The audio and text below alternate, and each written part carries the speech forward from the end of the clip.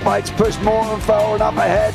He's got out of line. Is now Pike going to have a go at Werrell? Don't push him off. He's in the championship fight. Jack Werrell chasing down Carl Jacklin. Further down, Rob Williams and Chris Barnes. Sensational run outside line now though for the heavy braking zone. Around the outside goes the Audi R8. Look how much Miller's caught back into play. Exactly. Miller's just like trouble. He's left on second and change. All of a sudden, Miller's back in play.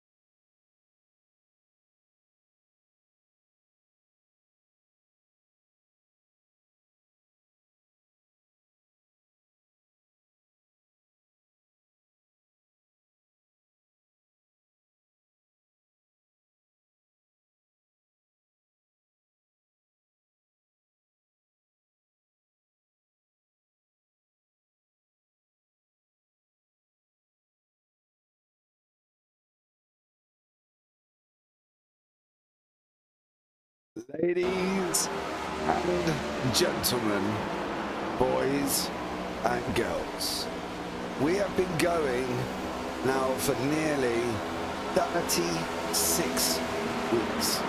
That is as long as my maths is correct, that we've done 3 seasons of 12 races. We've been going throughout the year. It comes down to this one moment, this one situation here within the BSC. It is the final, the big ta-da, the daddy takes all, winner takes everything. It is this evening. I am James Parfitt. I'm going to be joined in the booth by Kenton Sportak here as well. Let's bring him in straight away because we haven't got really anything to discuss apart from who is in the final. They are in gold. It is Noel Jackowitz, Dan Michelle, Cody Kern, Trenton Kimmel, Alex Witt and Devon Collicott. Devon, what are we in for? Oh, an absolute banger of a race. I don't know if many people spend time doing some fun drives around Charlotte Oval, but it's a very, very complex track for such a simplistic look. You know, the nice, easy sort of D-shaped tri-oval, really, if you want to count, or quad oval, I guess, with the double corner here. But it can get very hairy very quickly if you don't do it perfectly, and can lead to a lot of very fun times. All right, me and you have been in now. It's 36 weeks, right? Have we done 36 weeks? We must have done. Something like that, yeah, around there. Right there. Right. If Mr. Sportak, I turned around and said to you that I think on his day, Noel Jackowitz can win this. What do you think? 100%. I mean, really, there's a solid argument for, I'd say, I mean, any of the 6 really have their own argument, but if you're really based on how the season has gone and how the races have gone, your, I think, main 3 kind of big names, like you're almost not necessarily expected to win, but there's a pretty bloody good chance. Yeah. Sort of thing, like, you know, like your Charles Leclerc, your Lando Norris, your Max Verstappen, that kind of thing. Like the guys you know should have a good shot at winning, not necessarily because things happen, but yeah, those guys, right? I mean, you're looking at Jackowitz, Dan Michelle, and Alex Witt. They've led or been up at the front pretty much every race the entire year, or at least the races they were here in some cases, Dan. But we saw how, you know, running a smart race, staying out of trouble, Trenton Kimmel got his win. That's how he did it. He just stayed out of trouble, kept it clean, kept the car in one piece, and that was all he had to really worry about. And he ran a fantastic race and got himself the win. We've seen Cody Kern had himself a great season by just staying smart, keeping, you know, doing all that. Collicott, he ran a fantastic second section, or second season, I guess was the summer season. But again, same thing, staying smart. He, didn't have any big win, but he stayed near the front the entirety of that time and kind of just sort of under the radar was able to sneak in and tied with Noel Jackowitz there. But it definitely could be any of them very, very easily, even though there are kind of three, I don't want to say favorites, but there's three definitely who are a little more underdog than the other three. Dark horse, that's the term. That's the one I'm looking for. The dark horses. So who did you definitely. pick? I'm so confused. Who did you pick to win?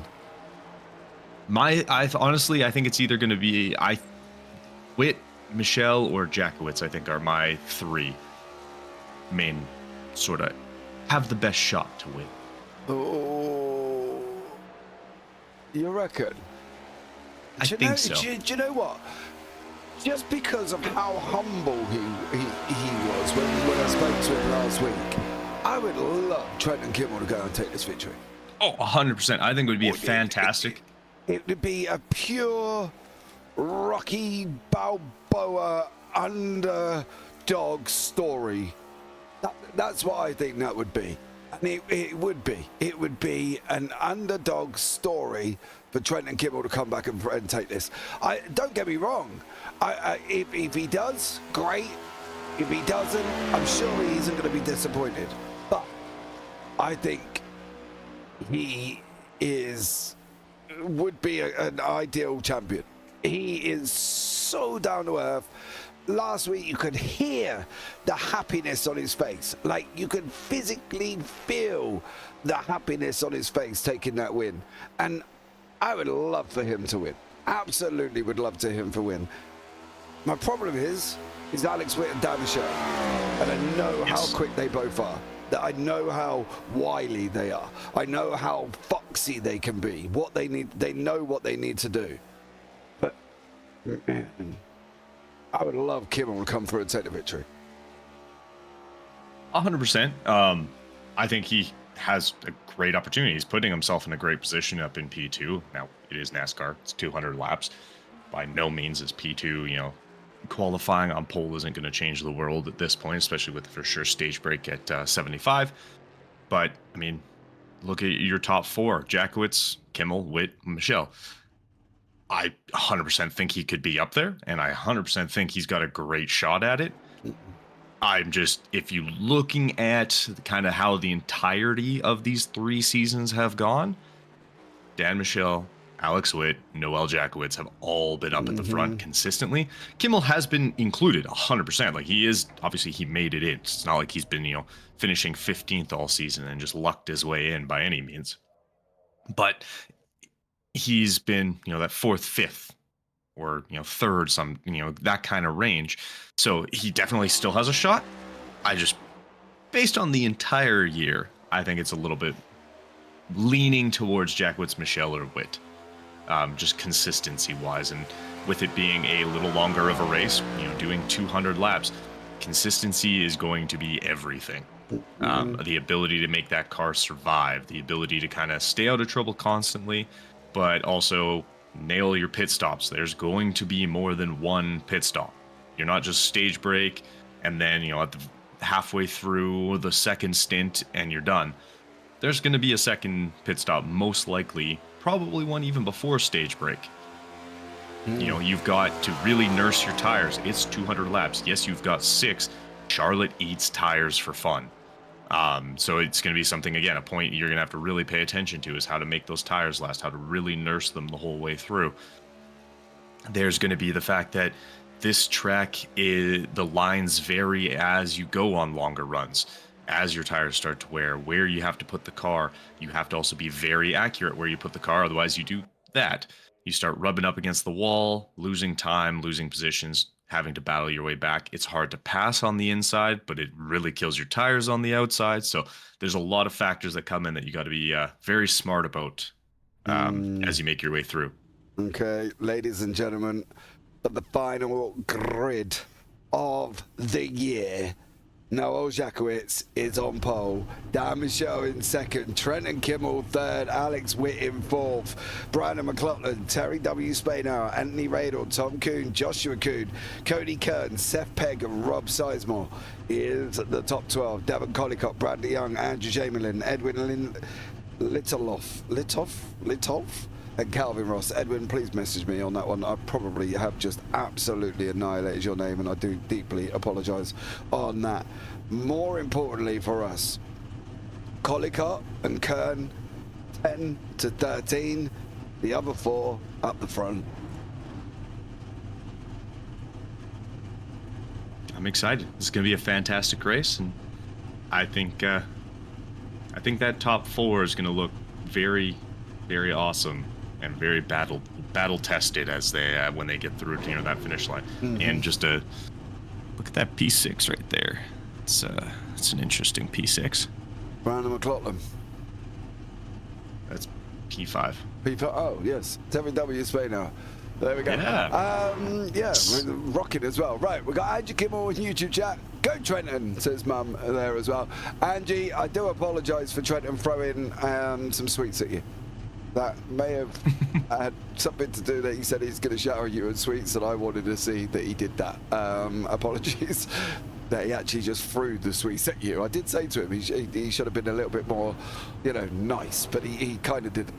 Obviously, we've got our own Michael Massey up in the booth here as well. Mr. Armand Brusso, he is in YouTube chat. He is on Michael Massey's duty this evening. No, Mackie, no. He says, watch out for the night and day changes. The race starts at 5:15 a.m. Billy Cooper, have a good race. Brad as well. So, here we go. Ladies and gentlemen, boys and girls, people of all ages, hold on to your hats, because the final race of the season is going to be green very, very shortly. Can the 52 do it? Will Jakowitz, Witt, and Dan Michelle do it here as well? Can Kern and Collicott come through the field? Are we looking too much into qualifying? Because we know in NASCAR qualifying means pretty much nothing. Are we looking too much into it? Here we go. There they are, ladies and gentlemen. Final race of the season. The final 200 is green, green, green here. And Noel Jakowitz got the jump out the front here with Dan Michelle in there. Alex Witt, Trenton Kimmel, Brandon McLaughlin, top 4 as they are. Cody Kerr moves himself up to, well, he was up 9th at one point. Now back down into 10th. Terry W looks like he's down 1 place already. Over Anthony Radel. All very as they are here, Kenton. Are we going to see this too wide situation as Noel Jakowitz almost puts it in the wall, coming out of 3 before we get into the trial? Yeah, and that's going to be the thing. These cold tires on this track, there's very weird and very different grip lines. So where Alex Witt is right now, that higher sort of line through 1 and 2, there's actually quite a bit of grip up there, but you burn your outside tire. Your front right tire is just going to be screaming. So definitely can work, but you need to be very cognizant of how often you're up there and try and avoid being up there too much. On 3 and 4, it's actually, I just saw it looked like Kuhn in the wall. Oh, man. Terry W as well. I saw Kuhn on the inside. That's a different thing.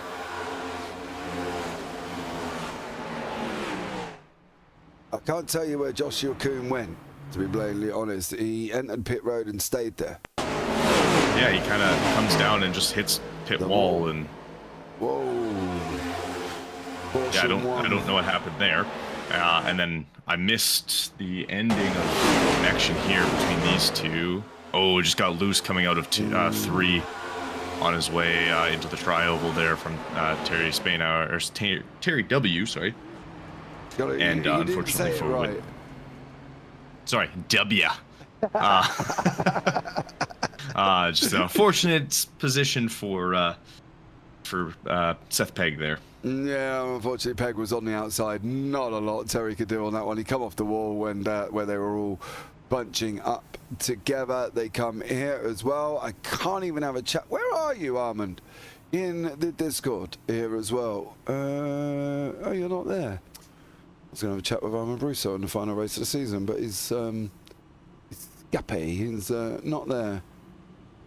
Unfortunately, he's like the invisible man this evening. He sat in his own padded room with, you know, his own little computer system, making sure that he can get this right and not triggering yellow flags with one car.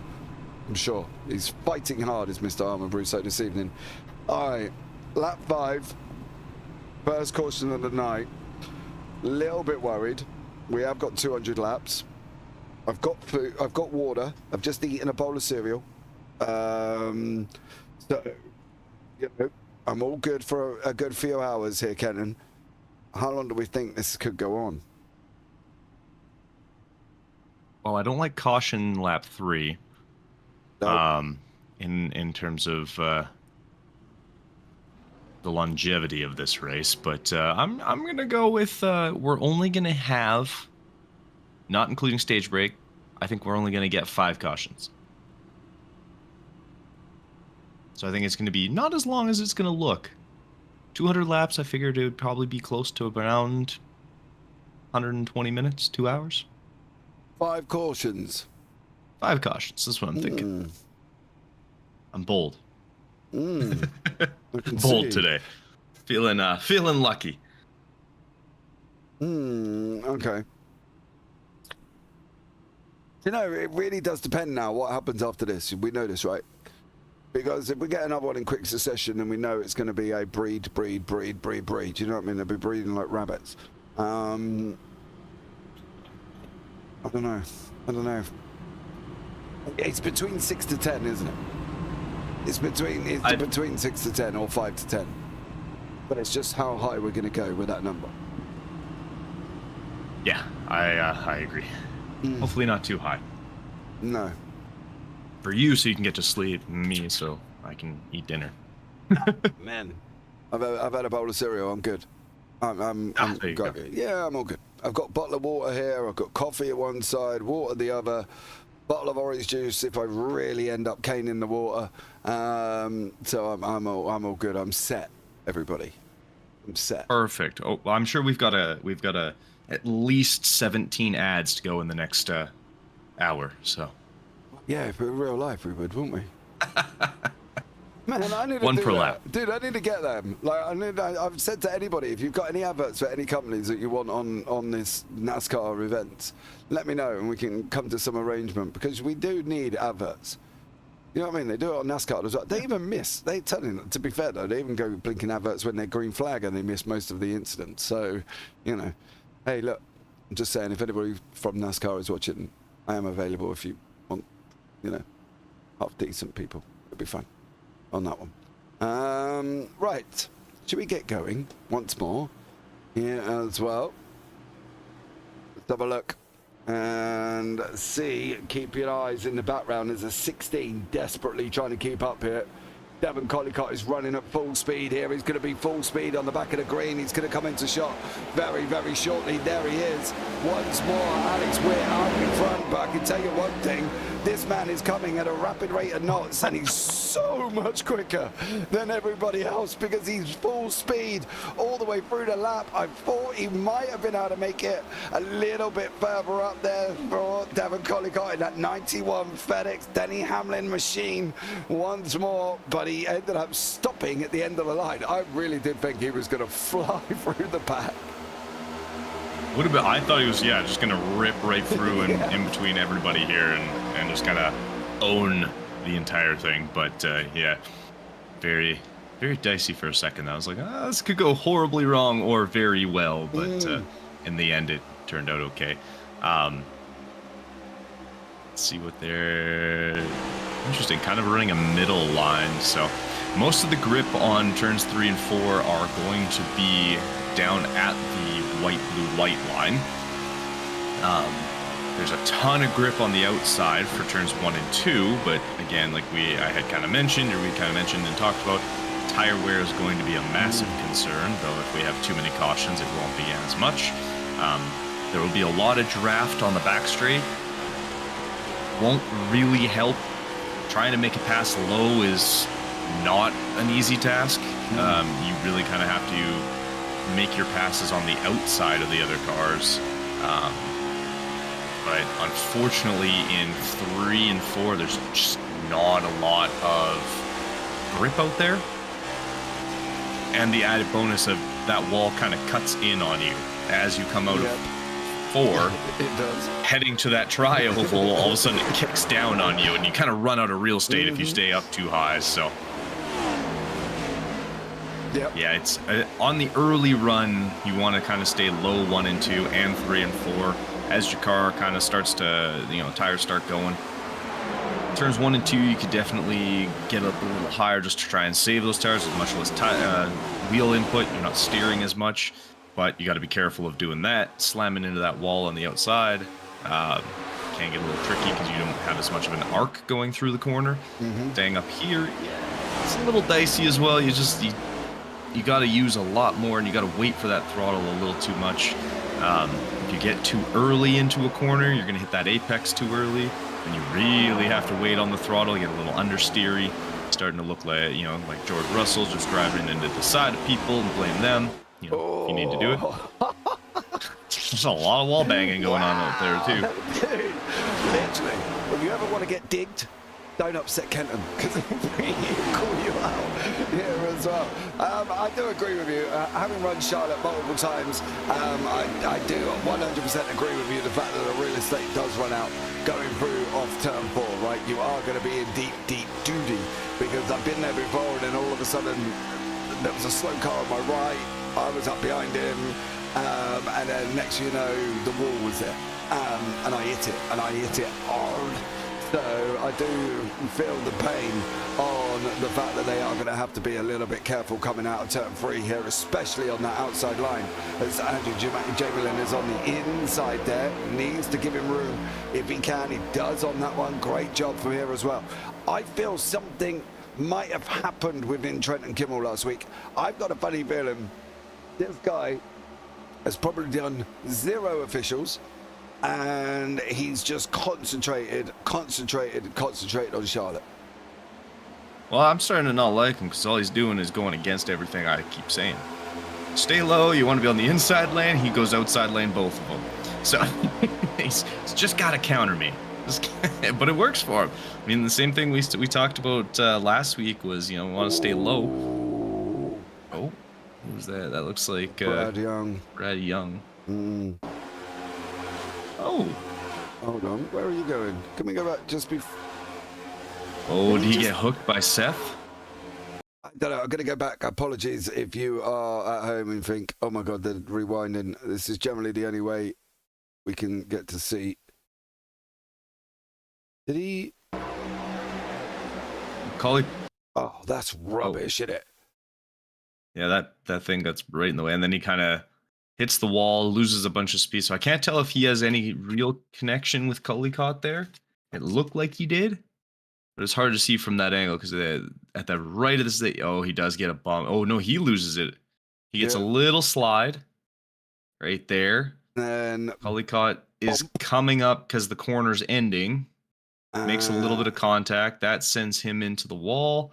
Seth has nowhere to go, unfortunately, right into the back of him. Hopefully Seth doesn't take too much damage because he's already been involved once, and Brad Young looks like he is on his way. Oh, couple cars coming in.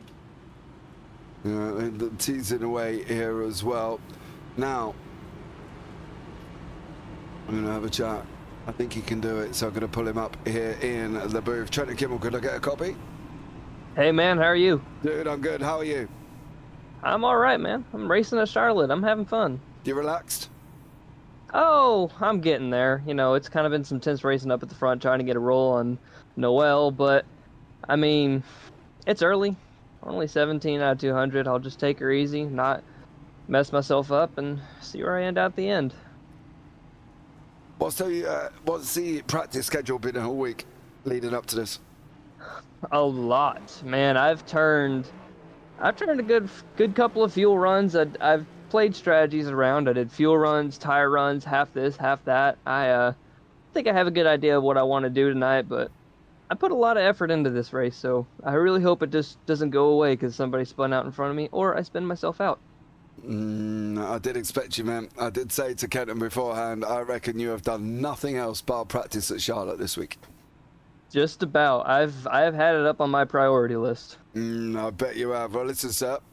Good luck. Keep your head down. Keep out of trouble. And hopefully we'll see you in victory lane at the end.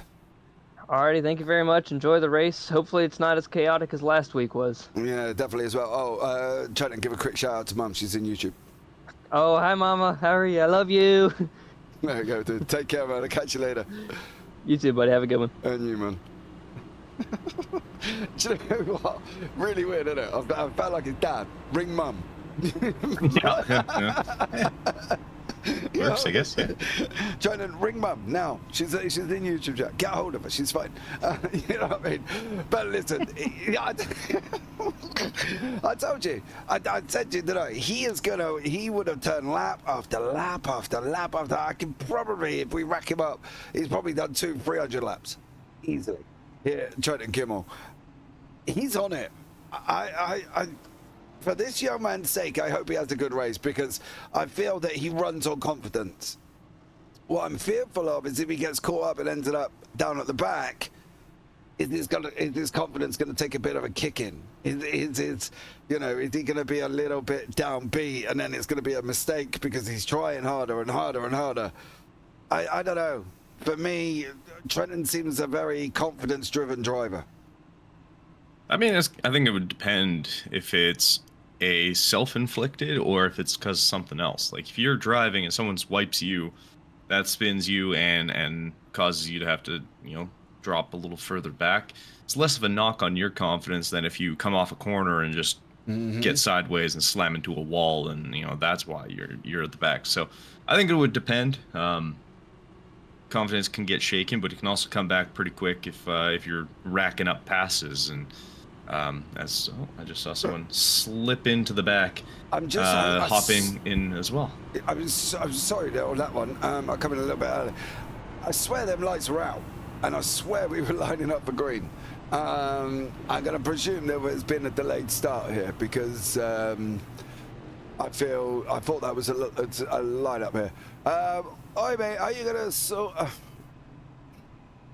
James, talk to me out of this. There as well, and then we've got Mr. Spain. I just got here. What did I miss? Well, you missed Dad in the wall, and you missed Brad in the wall. So, yeah, that's what you missed so far. Yeah, and James was cursing your name because you weren't here, and you had a nice little emotional moment. It's just because you weren't here, TJ, and we blame you. Yeah, I do. I did see something about married on his hood, and I was I was going to bring that up a little later on when we wasn't in a wall. But yeah, Brad's something's about married. I'm not sure what it is. I have not seen Brad's hood as of yet. I was also cursing his name. Yeah, just married. Hold on, I'll get there in a minute. Let's get Avenged this back up. Sevenfold? Yeah, I can't quite work out what it is on that one. Pace car lights are off. Pace cars in here as well. We'll pick it up on that. Into the start zone, way it go. Alex Wick gets away. Noel Jakowitz, Trenton Kimmel, Andy Rado, Andrew Jamin, Brandon McLaughlin, Terry W, Spainhour, and Kuhn all mixing it up here as well. Trenton did not get a good run out at the moment. He is left high and handsome here from Anthony Rado, who's gone around the outside. This is going to be an interesting one here for Trenton Kimmel. He didn't really get it off the line that time. No, he kind of, I don't want to say forgot where that pedal was, but looked like he kind of forgot where his pedal was. But yeah, no, it's he's got a lot, like you said, it's lots of time. There's no need to stress yourself out. It's an A, NASCAR B, lap 21 of 200. So keep her going, keep your head down, get into position, and just kind of keep fighting. Keep fighting. Keep putting the laps in, trying to get the laps off. That's the most important thing here as well. We've got Calvin Ross there currently at this moment in time. We are losing a little bit of Brad Young. If he doesn't catch up soon, he could be in a little bit of a situation here. What does it actually say on his hood for Brad Young? It says just married, Avenged Sevenfold. So I tried no looking. I don't. Avenged Sevenfold, they're alternative metal-y emo kind of band. Okay. Good music though. Good music. But the just married, I'm assuming based on Billy coming in saying, "Oh, that's cool," he put that on his hood. I'm guessing he's just got married. I was gonna say either maybe he just got married. I don't know, or someone did. I didn't. It wasn't me. I don't know. I presume he's just got married. I'm aware TJ's got a baby on the way, right? I'm sure that was mentioned.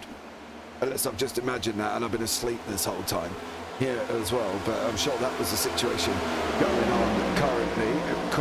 Correct me if I'm wrong, TJ. I'm sure I don't know where I saw it. No baby. Oh. Lydia officiated Brad's wedding. Jeez, this is more complicated. Man got married, and can still race. What's up with you, TJ? I agree. I fully agree. And Lydia did awesome. Absolutely amazing there as well. Alex Witt still out in front. Noel Jakowitz, Anthony Radel, Andrew Jamelin, down Michelle, Trenton Kimmel in there as well. He's lost a couple of places from the restart. We did say he had a bit of a rough one. Be careful up on that high line there, sir, because I feel he could be in trouble. The interesting dark horse for me could be Cody Kern. I think this is the situation. I think he could be a little bit of an outsider, the same as Devon Collicutt. Really, we've got kind of what we would call the three dead certs of Witt, Jakowitz and Michelle. We know they're going to be up there. But we also know that Kimmel, Kern and Collicutt are in that outsiders race. You know, they're the 50-to-1 shot in a horse race. They're the ones that you sit back and think, you have no rights to be here, but you've done such a blinking good job this season. You're in here. Now go and show us what you're going to do. And that's how I feel we've got the makeup at the moment. The Witt, the Jakowitz, the Michelle, you're here. You're always going to be up there. But the Kimmels, the Kerns and the Collicutts, not so much. But man, do you know what? You do not know how lucky Tom Kuhn was at that moment in time. He missed it by millimeters. But yeah. Yeah, that was. I'm pretty sure there's probably a paint transfer just off the heat that swung by between the two of them. Mm-hmm. That was pretty bloody close. Absolutely. Oh. Yeah, as well, Anthony Radel. Highlight. Down the shot in front of us. Then we've got Jakowitz and Witt, 27 out of 200. Stage at 75, 100% fuel. And they're going to have 6 sets of tyres here. Let's see how Anthony Radel gets on. He's got Andrew Jamelin pushing underneath him at this moment in time. Jamelin trying to make a move. There is Radel in that 21 Crown Royal machine. Jamelin running that high line in the middle. Kimmel's there as well. Get off the wall. Are we lifting or are we braking? Oh yeah. You are lifting at least while tires are decent. I still don't think you have to brake. Maybe a light tap if you're having a little bit of issues getting the nose to kind of turn, forcing that car to turn. But for the most part, it's just a little bit of a lift. You're on throttle about now, and you should be able to keep it pinned when the tires are newer. As you get, obviously, as we go longer and longer, you'll have to hold off on when you get on the throttle and try to let the car rotate a little more. But it's definitely tricky, and see, this is what I mean. Trenton Kimmel, I said it's hard to pass on the inside, and he's trying, and he made one already and almost made a second pass there. So that's the downside. You kind of lose that draft a little bit, and whoa, Cody Kern came flying up on the inside. This is right there. Collicutt, Kern, Kimmel, Dark Horses, Witt, Jakowitz, Michelle, all part of the Breakfast Club. They know each other, they've been around each other, they talk to each other, they, probably arm wrestle at the weekend over a 6-pack of beer. I don't know if that's true. I'm just saying. But this is where these three that we're on here as well. We're on board with Andrew Jamelin currently at the moment. and Collicott, Kimmel and Kern, they're the three, because there's Collicott there. They're the three that are dark for me. I think any one of these could win it here if that top three have an issue. Yeah, I think Kimmel has at least. I think he's got a little bit of I don't want to say a little bit of a lead, or I guess a higher sort of position in that likelihood, I guess. But a little bit, just because he does have a full win and has dealt with that.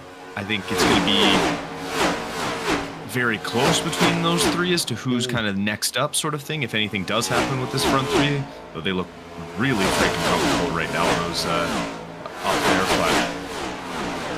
But we'll see kind of how it all keeps shaking out. I mean, the sun's starting to go down a little bit. It's getting a touch darker, a little more gray in the sky, and we'll see how people deal with the lights turning on as it's about 6:40 in November. In the morning. Go the other way. Oh, it's going the other way. Oh, my bad. I thought it was going from... Never mind. Well, the sun will be coming up, I guess. So what are we in? Charlotte? It's going dark. It's going dark. But no, it's gone the other way. Oh, it's getting better. Oh, It's Wednesday. As well. Oh, Radel. Oh, and Russo's in YouTube chat as well. Sun is going up, Kenton. Oh, he comes across the nose. Did he get hooked across the nose, or did he bounce off the wall that we've seen so many times? Oh, no, Collicott's definitely coming up. Collicott stops himself. Oh, No, now he goes. no, he doesn't. There he goes. Yeah, no. You wanna try that one again on that one? At the point, he did stop himself going up. He did. And then he just continued. Agreed on that one. Poor old Kenton. Not having a good night so early on this one. But we have got the 6 protagonists in this one sitting at the top. And I'm going to have a Mac chat now. As long as they're not going into pit lane. Are you going into pit lane first? Yes, I'll give you a minute. Nothing worse than a commentator coming through when you're just about to stop on that one. I have dropped Dan in the waiting room, and he probably is trying to talk to people. But you're in here, Dan, ready to go with me. Stop in the booth, dear sir. And then I will pull you in, ready to have a chat. Right, there we go as well. Next up in the waiting room is another protagonist in the championship as well. Returned this season, got his spot in the final. He's here now as well. Dan Michelle, welcome in. Hi. Hey, how are you? Good. How's it racing? My strategy got ruined, but everything's fine. It's tight car. That's all. Okay. How do you think you're going to get on? Well, first I need to make sure that I stay with Alex and Noah because they're the fastest guys. I don't know how this race is going to go past that. Right, okay. Well, fair enough. I do love a short, sharp, sweet interview down as well. So I'm going to pop you back down now. Thank you so much for joining me. And then maybe a little bit later, we'll have a chat at the end of the race. Hopefully when I win, yeah. Yeah, hopefully, man. Take care, bud. Thank you. Oh, concentration in that man. Did you hear it as well? Oh, yeah. Oh, yeah. He's ready. All right, that so was, James, what time was it in... 6:41. What time is it here? 6:41. 6:41. Okay, so sunrise is actually 6:53 on the 10th of November, according to Google. Okay. That's the date that we're in for it as well. Mm-hmm. So we'll start seeing the sun coming up, and on the actually you can kind of see it. on its way on the mid-entry of 2. It's just over the backside there. Yeah, just about there as well. Let's see if we can get a little bit of a blimp shot. No, we ain't gonna get one from there, are we? Or from there. That's awful. No, unfortunately not on that one. But yeah, we're just about nearly there, I think, Kenton, on this one. Yeah, so we'll see kind of how that plays in, because obviously the sun coming up, you coming out of the corner exit isn't going to feel super great right staring into the sun. Mm-hmm. But we'll see how as the race progresses, what it ends up doing to it, but I think it'll be okay as long as you keep it smart. Just kind of know the feeling of the car. Try and avoid going directly into the back of somebody. Should be okay. You should be okay as well. Armand in YouTube chat. This man Googles. Dude, you don't get how many times me and Kenton use Google through the broadcast. Dude, Google is our friend. I have a tab literally open just for Google. Mind you, I'm running 4 monitors. They're split up as well. And, you know, I've got 2 on one, 2 on another, 1 on one. We have to use Google. There's things we need to know. And, you know, I'm old. And my brain's, you know, old. And Kenton's just had a rough going. Yeah. I have many concussions. Yeah, there you go. I played football and hockey. That's why I Google. Yep. And I Google everything, pretty much. If I don't know something, it's on Google as well. What do you mean I come up with your names for the race, bro? I didn't come up with the names, the Herbie 100, just for my own liking. I had to Google that. I'm a little bit worried about Brad Young here. And well, he pitted on 16. Pitted on 16. Didn't pit this time around. They're all going to be on fresh tyres. Is he going to get run over like a bit of roadkill? I don't think so. Like the first group, I think Witt, Jackowitz, Dan Michel are going to have a little bit of a jump. Oh yeah, Collicott. Oh, I guess Collicott did hit on that lap as well. I didn't realize. I thought he stayed out. I thought he was there. Oh, Witt's trying to Max Verstappen him. Get right up on his inside. He's probably giving Brad a hurry on, isn't he? You know yeah, let's get going. Come on. I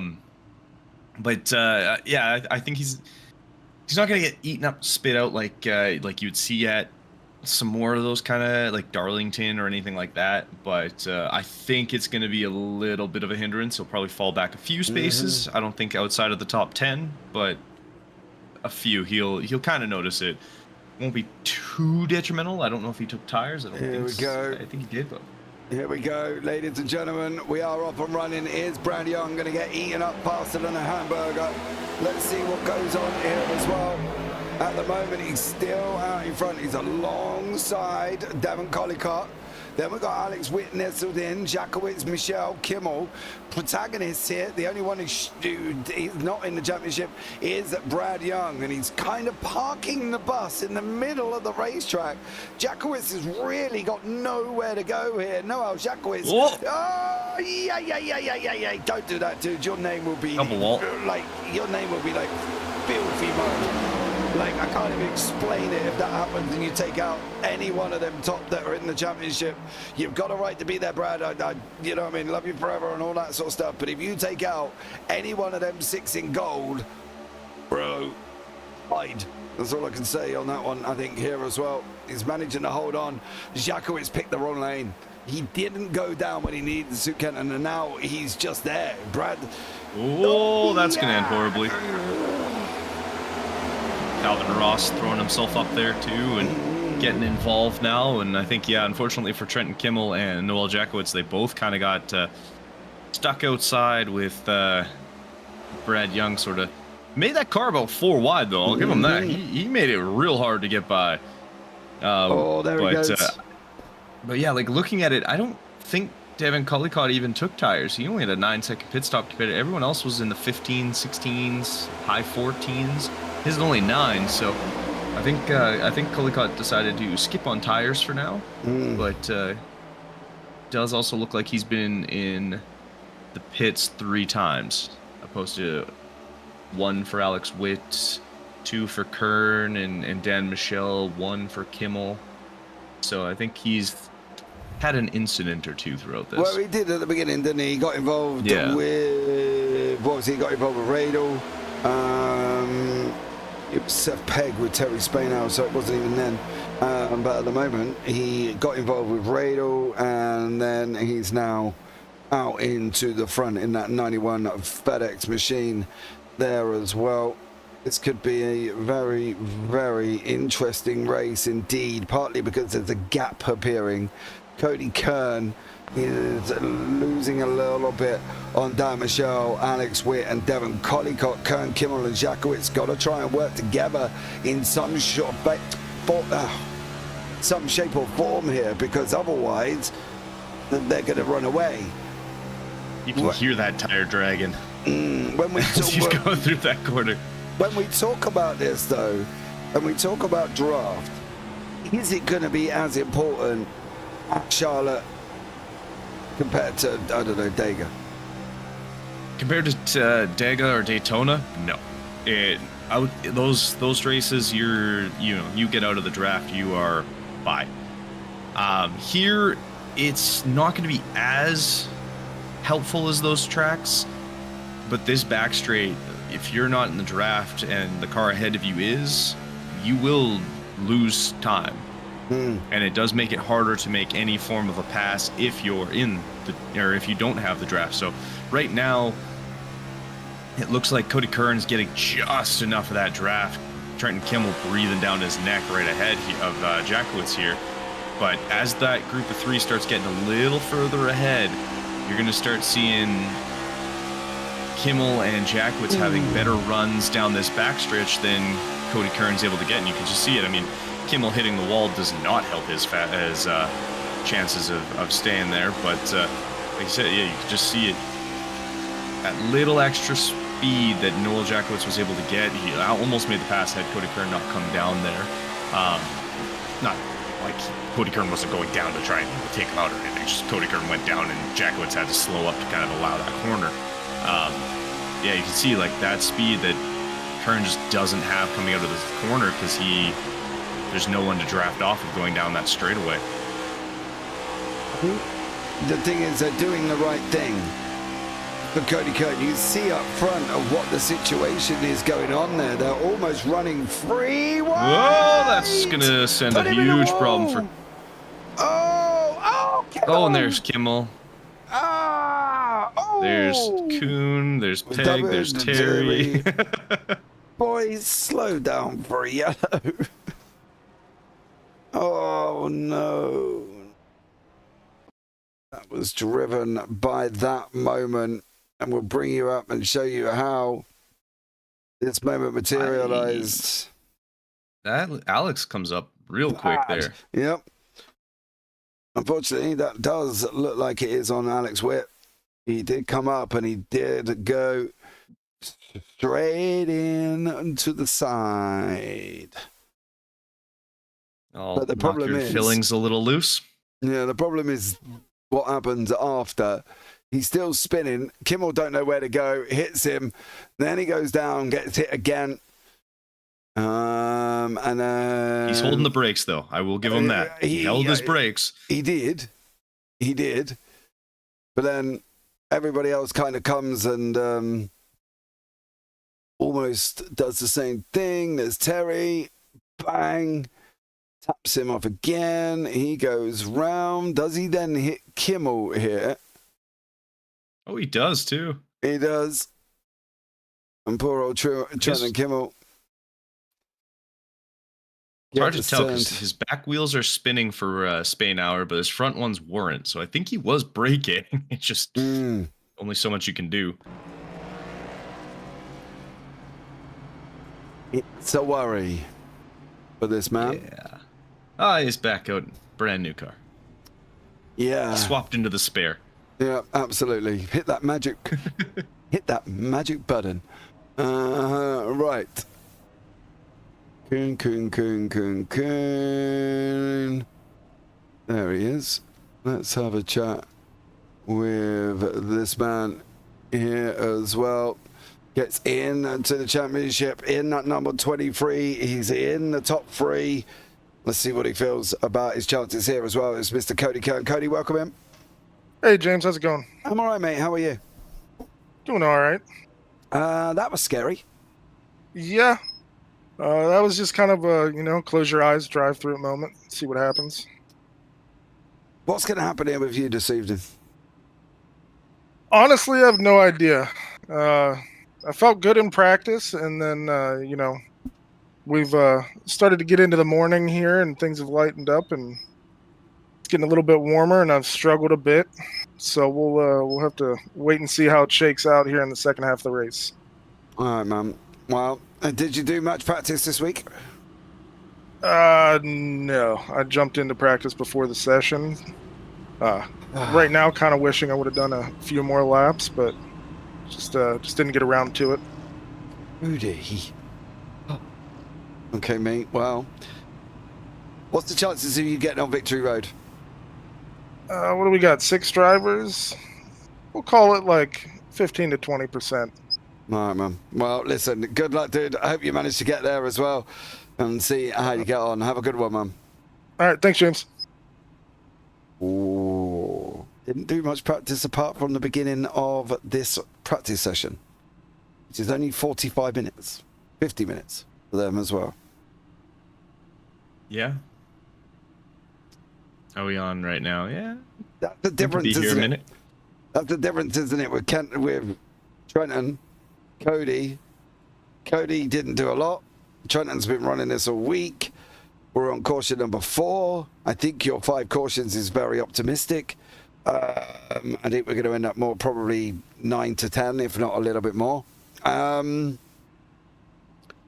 is that not practicing going to affect Cody Kern, do we think?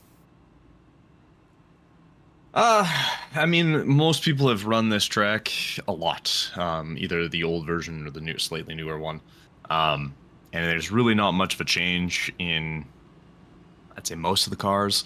You're in how they drive it. I think the only car that for the longest time was on was street stock, where it's just, this is basically your Daytona for street stock, just with the speed they're able to master. You don't have to lift at all. It's pin flat and run.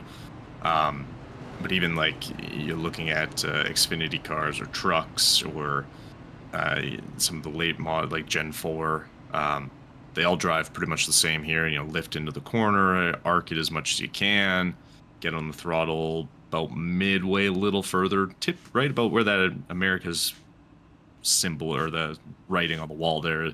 You should be about full throttle. You know, so even if you didn't practice specifically for this one, you should still be okay. Obviously, not knowing exactly, you know, how long that, you know, that tire's going to feel good might play a factor, because tire updates have happened. But if you at least have some kind of broad idea, you should survive fairly well. But you know, finite details, if it becomes a very long, kind of long run stuff going on in the second half, you might take an extra thought process before trying to pit or not, instead of just having that ready to go. Absolutely. Devon Collicott, and then there were 5, Armand Bruce. So Collicott's not giving up, mate. There's going to be a few more cautions than this. I think your optimism is 2 laps down. There's definitely going to be at least 2 more. Here we go, ladies and gentlemen. We're going to get up and running again. 52. We're on that run. Don't forget as well. Into lap 75. We've got 22 more laps to go here. And at the moment, Alex Witt, Dan Michel, Cody Kern, and Noel Jakowitz are battling it out up the front. Collicott has just got to stay in there. This is the situation with Collicott now. He doesn't need to do anything stupid, does he? He doesn't need to do anything rash. He's just got to stay there.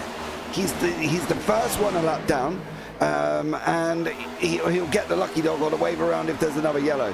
The odds are there's going to be another yellow. Let's face it. Yes, 100%. I think, I mean, first of all, we have stage break in 20-ish laps.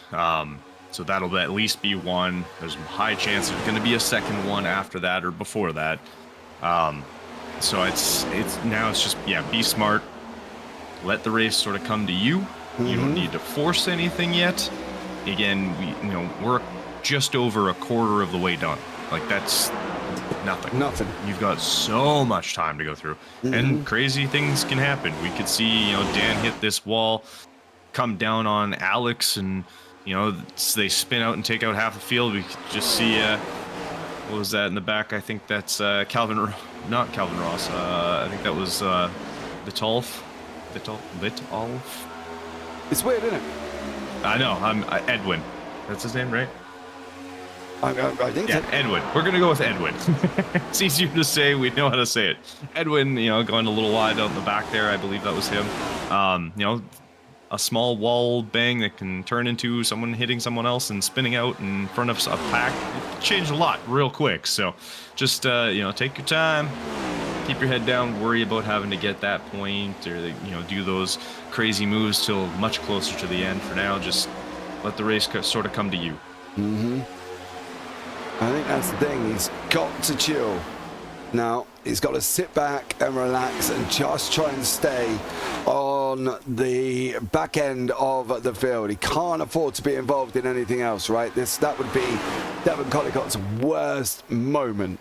I think that's the thing as well. So he's got to be mindful of what he's going to do and just try and stay in contact of these guys here once again. Anthony Rado in there now behind Cody Kern. And he's making his way forward as the sun does start coming up here. Edwin there has got Trenton Kimmel, Brad Young, Tom Kuhn, Terry W. And of course, Devon Collicott. I still feel there's going to be more cautions to come, and he'll have that opportunity with Dan Michel out in front at the moment. Alex Witt there with Noel Jakowitz. Yeah, Dan Michel and Alex kind of sort of made this race their own. I mean, obviously, the Collicott incident has helped a lot, leave them kind of by themselves.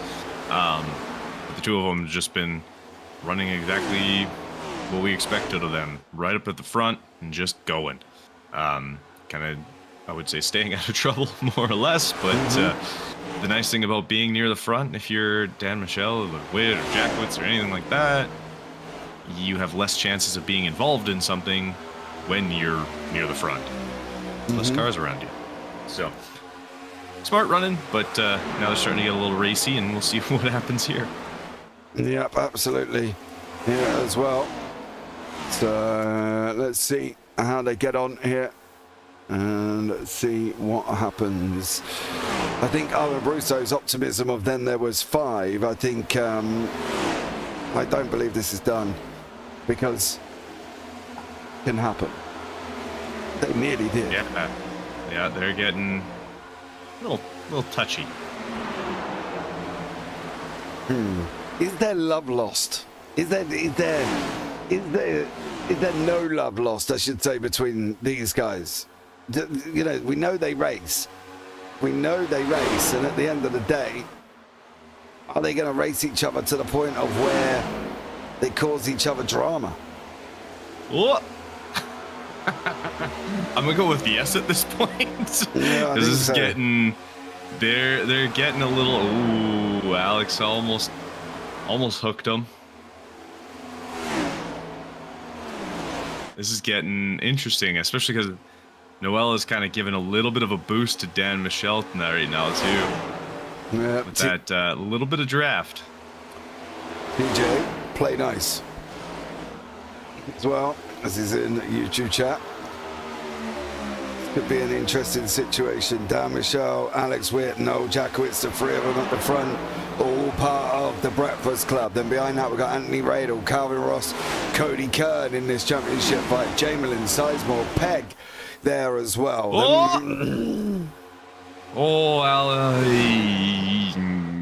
I don't know how they managed to keep that pointed straight and no one in a wall, but they did for now.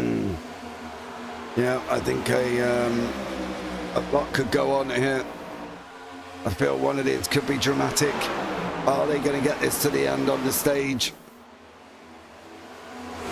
Not that it matters. Not that it matters. It's a winner takes all scenario. Dan Michel, Jakowitz, Alex Witt. Oh no, the free wide. The free wide. It's been definitely running that. Oh, that's going to be a thing right there. Yep. And he's staring at Alex as well. Oh, Kern. Oh, Kimmel. Oh. Man. All day. We can't even say that wasn't coming. No. Now the question is, Mr. Kenton Sportak, who, apart from you not having enough coffee this evening, who went apparently. where Well, it looks like Dan clips the wall and just bounces off of it into Alex there, and they get glued. Do you think, as championship protagonists, that's kind of not what they wanted? They didn't need that, did they? No, that seems more like lap 190 opposed to lap 65. It seems like that would be the time for that. Survive. Kimmel looked like he survived. Dan Michelle did not wheel out. Yeah. Witt's in. Kern's in. Witt's front end is a little spicy. Kern definitely is going to get a repair. Every lap is 190 for them. Yep. There we go. Collicott's now 1 lap down. So, great job from Devon Collicott.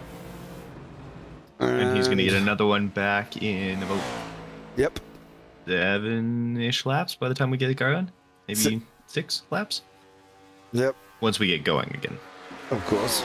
But he's now going to get a lap back. So that puts Noel Jakowitz in the front with Radel, Jamelin, Ross, Sizemore, McLaughlin, Edwin. Sorry, dude. Last name's a killer. Kuhn, Witt, Kern, Pegg, Terry W, Bradley Young. What is the situation here with 2 of the other protagonists? Oh. He looks dented.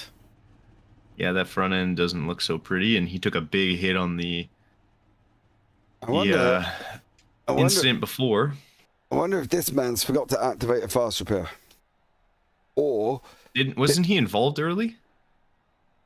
I haven't got him written down for anything. Have I missed something? Hit super early on. Ah, okay. Well, maybe why, but now both of these look like they could be sat there getting repaired. Why does this car still look crooked? Whoa. Does this car still look crooked, or is that just me?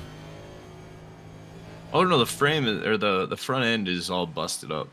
For sure. Yeah. What's going on in the... Oh, dude.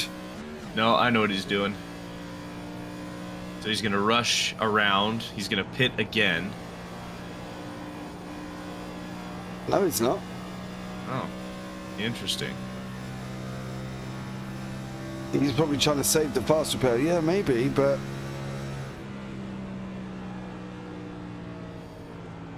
Oh! NASCAR brakes. They're great for not stopping. Oh, the heck going on here? Oh, because Collicott has to go to the back of the line, right? So he has to actually pass Collicott. Right, TJ, bit of a lesson for you. Steering is not a required repair. So when you go in and you see optionals or required of 39 minutes, that's general bits around the car. When you see your optionals of 9 minutes and you think, that's just bodywork, don't rush out the pits, because I can guarantee your steering is going to be still crooked, okay? That's the thing. When you go out and you see the required, it's literally the parts before that. Your steering, for some reason that I do not understand why, has been put into optional repairs. Required, suspension, wheels, wishbones, anything along them lines is required. Steering is still an optional. Just to let you all know, as a little bit of an insight there as well. Pace's car is coming in this lap. Dan Michelle gone back in to pit road. Trenton Kimmel still in pit road. Has this now left this man to secure his victory? I don't want to say it's secured because we got lots of racing left and something can still happen, but it puts him in a very good spot for it for sure. It definitely is. That's actually crazy. I think making sure it goes straight would be required. Well, yes, so would I. And I don't understand why it is like that. And it is... Yeah, it's insane. Because many times you get your optionals, you get your required done, you don't take your optionals, you go out and you're steering to 45 degrees. And you're like... So, yes. Especially if you've been sat there for 15, 20 minutes or whatever it is, depending on what you've been doing, of course. Here as well. Pace car lights are out. Dan Michelle still in pit road. Well, he's out, getting out. Trenton Kimmel is still there. I wonder if Trenton's required is a little bit longer. But let's see what goes on. Pace car's going to peel in here. Here we go. They're going to be coming in for the top part of your screen very, very shortly. Noel Jakowitz, Anthony Radel there. Poor old Alex Witt's been involved in 2 separate incidents. Jakowitz got a jump. Jamelin got a jump. Radel did not really go anywhere. Ross and people in behind that got stuck there. And unfortunately for them, Noel Jakowitz got out in front here. And a great job for him to bounce out in front. And he's now 30 seconds up, 30 seconds? 3 temps up the road, Kenton already. 30 seconds up the road. I like it. That would be quick. I had a brain fart moment. Knock it off. I'm older than you. I'm allowed to. I've edited a lot more soccer balls than you have. Trust me, I'm allowed to have brain farts. Yeah, it's fair. I never really played soccer. Sure, I realized that you couldn't hit anybody. So I moved on to physical contact. Anyways, but yes, great jump for Jakowitz, and unfortunately, I think it's going to be very interesting after stage break on kind of how people end up setting up. Like, if you're Alex Witt, did you take tires? If you didn't, that's a quick in, out, splash, dash, go. Get yourself up again near the front. Kind of let the tires, I mean, it's only going to be 6 laps. It's not going to be a huge difference of tire life if you were able to take tires, or try and play that game. If you're Cody Kern or Dan Michel, as Brusso said, use the stage to repair. Don't need to worry about speed. Right now, he can be as far back really as he wants to be. It looks like Trenton Kimmel is trying to drive, but that car is not moving. You can see the little 16 not moving very quickly on the map there on the right. Yeah, it doesn't look good. As he is heading back into pit lane. I'm assuming he's got a bunch of repairs to do. Yeah. I don't know. So he came out and was not moving very quick, unless he got a penalty, but I don't know why he wouldn't be rushing. I can't answer that one.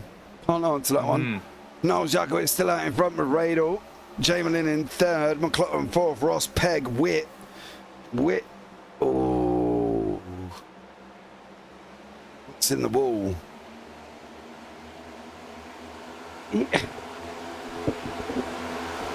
If Alex Witt doesn't win, is he going to see this as a major opportunity lost? Like, is he going to be seething? Because he's been up the top most of the season, right? Hasn't he? He's been up there for most of the season. And then to not win, surely you'd sit back and think, man, I'm gutted. You know what I mean? Oh, stage. Okay, I was like, oh no. Stage break. Don't panic. Noel Jakowitz is your winner, and I will have a chat with Noel very, very shortly here as well. But do you see what I mean for Alex Witt? It's going to be a kick in the teeth, isn't it? Yeah, I don't think he'll view it as a good season if he's not up near the front, but or winning and that. But I mean, he's had a rough last couple of weeks. He's been involved in quite a few incidents the last couple of weeks, so he might just be happy to get it done and over with at this point. Yeah, maybe on that one. Where are they currently on here as well? They are on the backside. Maybe we can have a quick chat with one of the 6 in this championship here as well. Noel Jakowitz. Noel, welcome in. Yeah, didn't think I'd be here at this stage of the race. Pretty surprising. Yeah, and everybody's kind of fallen down by the wayside. Alex has been involved with Dan. Kearns has been involved in a couple that weren't his fault.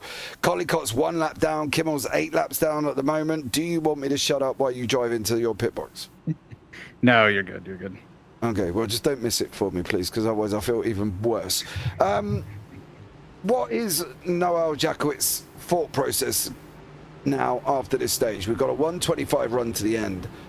You can see all of your competitors at the bottom. One of them's 8 laps down. One of them's 1 lap down. And you seem to have the pace on the others around you. Yeah, there's been a lot more attrition than I thought there'd be. Hopefully we can run a lot longer. The 100% fuel on this one means, you know, you kind of got to gamble on when you take your tires. If you run the fuel all the way, or do you short the run and take tires for strategy. So it'll be really interesting if we can get a lot more greens. But yeah, the attrition caught me off guard. That's why I was surprised we'd be here. So hoping for a clean bit. We'll run our laps and see where we're at in the end. Right, he's just been jumped in pit lane there by Alex. Alex is at a 5-second stop. Not quite sure what his game plan is on that one. That seems a little bit strange. But listen, dude, good luck. You're in a good spot. In fact, you're in a very, very good spot at this moment in time as well. So keep it clean, and you might be there in Victory Road with us at the end. Yeah, here's the hoping we're talking to you at the end of this one. Podium would be cool, but a win even better. Dude, well, listen, Noel, have a good one, man, and we'll catch up a little bit later. Yep, take care. Alex Witt, 5.5-second pit stop, Kenton. Well, he did have his sort of incident right before stage break, so he probably took as much fuel as he could during that, and then just had to do basically, like I'd said, you know, do a little splash and dash, and then hop back in the car and try and get up near the front. Don't take tires, and be good to go. Look who's at the front. Yeah. Seth Pegg? Oh, he gets an extra point. Trenton Kimmel is looking like he's moving out the way here, but then if he is 8 laps down, he will have to do that anyway. Seth there fighting it out at the top, bless him. So he will get an extra point for leading a lap here. Obviously, there are still points up for grabs for the guys in behind them, but obviously the ones that are fighting out for the championship, as far as I'm aware, it's just a straight sprint to the end, isn't it? It's not points, is it? Or am I losing my marbles again? No, there is. For everyone outside of the top 6, I think the top 6 finishes based on where they end up finishing, I think. And then after that, it kind of just goes on points, as far as I know. I could be wrong. We have the man in charge in here, so he can tell us for sure. Yeah, he didn't want to talk to me tonight. He's a bit grumpy. He needs a cuddle.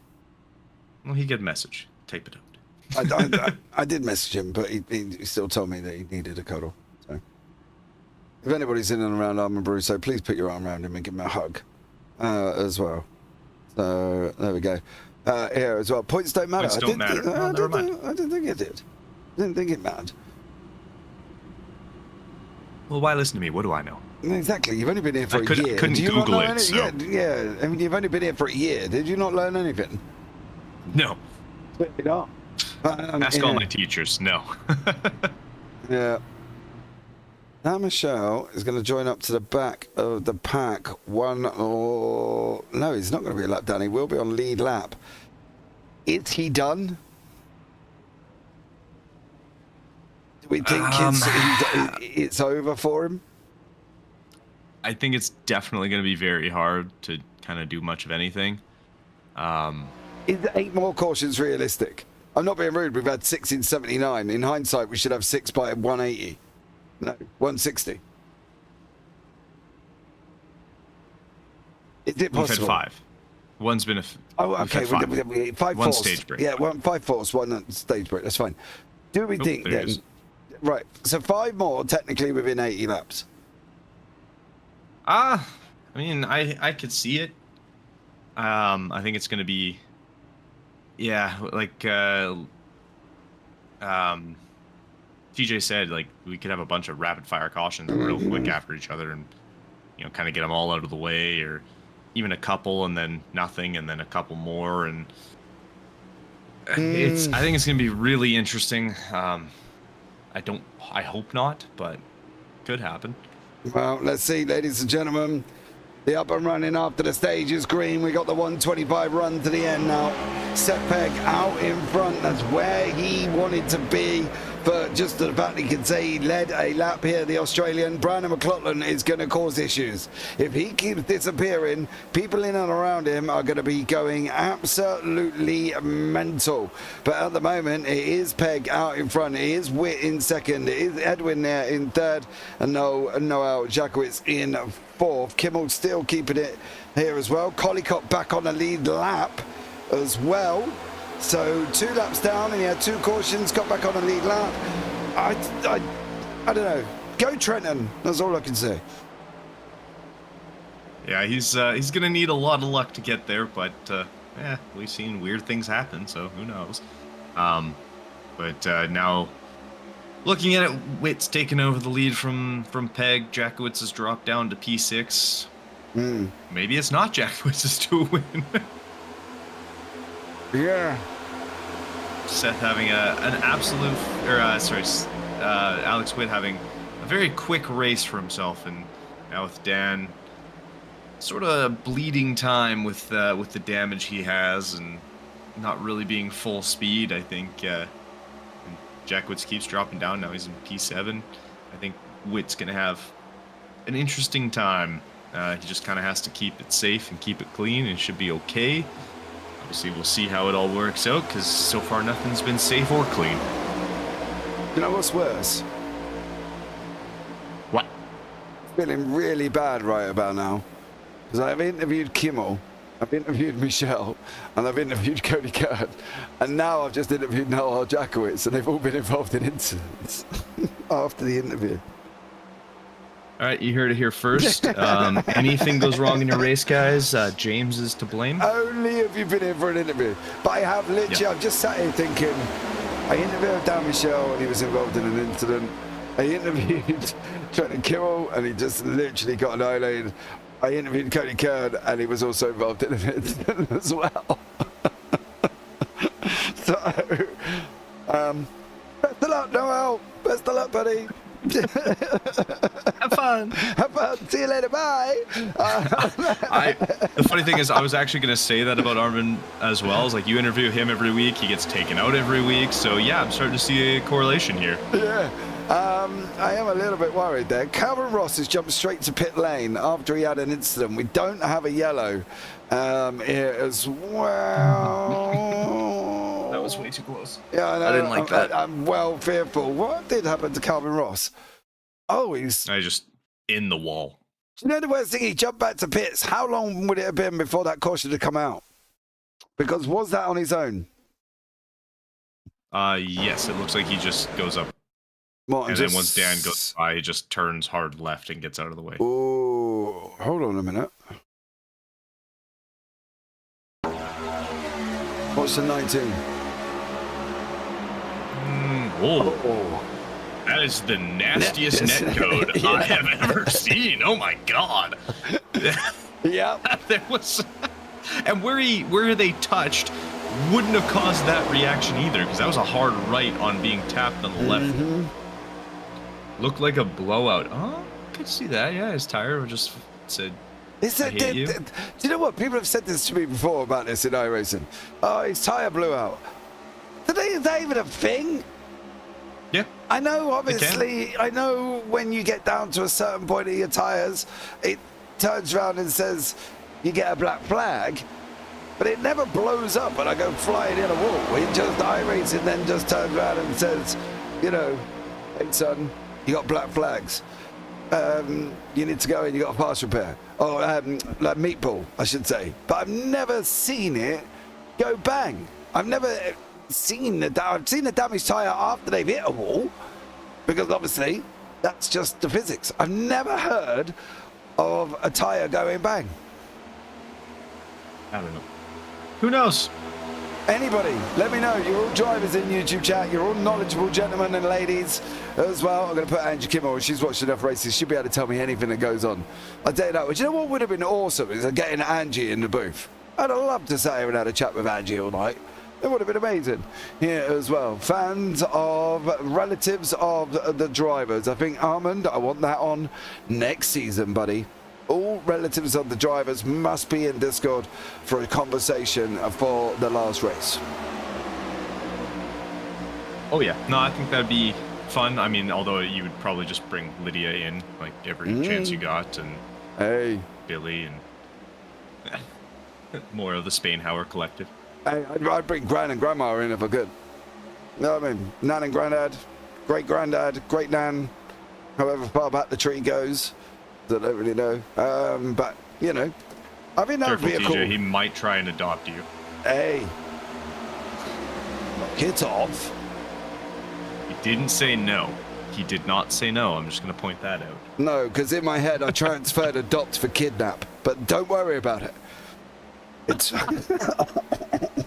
Okay, well, fair.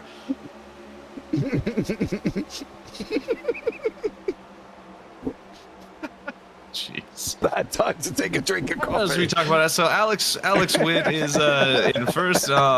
He's got about a almost 2 second lead, and yeah, it's almost up there with our Coda conversation. Okay, remind me. I can't really remember that conversation. It was very double entendre heavy. I know what you mean. Yeah, I'm sweet and innocent. Yeah. Yeah, okay. I know nothing, Mom. I never did anything. Yeah. We'll go off of that. Lap 93, 200, we've got 107 to go. Kenton Kimmels now praying. He needs the quick fire cautions out there. I'm a Bruce, so press the button, press the button, press the button. Yeah, let's get him back all on the lead lap and let him have a 6-run shootout on the final 10. That would be absolutely amazing here as well. But a lot still motoring on. You see these guys going here as well on board with Brown and McLaughlin. He's up behind Devon Collicott at this moment in time. And then we've got Tom Kuhn up behind Edwin here, who's in that Jordan livery machine as well. So action still plenty here. We're just trying to knock off the laps here once again. And let's see how they get on. It will cost you. Okay. What are we costing? Yeah, what are we talking about? It cost me in gummy bears, Jaffa cakes. What do you want? What do you want? We always have next season. Oh, Terry W's out. Oh, Terry. Huh. How did you end up out? Oh, hold on. What did I miss here? Oh. I missed that. Oh, there's the second wall. And a third wall. What is going on? Or? All right. I don't know. But it didn't look good. So he's bump, wall, bump, turning left, bump, wall, bump. I think at that point his tires are no longer attached on either side. I feel he might have gone somewhere completely different there for Terry W on that one. But unlucky, mate. You've had a good season. It's been a joy, dear sir. It's been a joy. Finished ahead of TJ. And you finished ahead of TJ in the points, mate. That's all that matters. That's all that matters. Great learning season for you. So fair play for it as well. Paid for the track and wanted to use the whole thing. Absolutely. Yeah. And then he put, oh, mind you, it's a free track here as well. Collicott running underneath at the moment. Collicott's obviously been involved in a lot. He was 2 laps down. He's now back on the lead lap. He got lucky with a caution on 65. Then he got cautioned again for the stage break. Got the laps back. Now he's fighting out in the top 3. Fighting with Radel here as well. Is this going to be Collicott's day, do we think? Oh, he's definitely had to fight back from some adversity, and he's very much now involved, and back up into that 3-4 right now, and this could get real interesting for him. All he needs is Jackwitz to take out Witt or both, and go from there. I mean, no, don't do that. Chaos, I love it. Michelle is slow. That car's struggling. He is not in a good shape. No. I don't know if that car is not happy.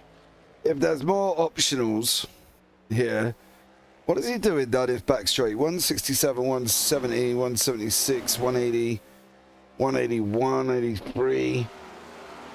Into the pits on 77. Now what are the leaders doing down this back stretch?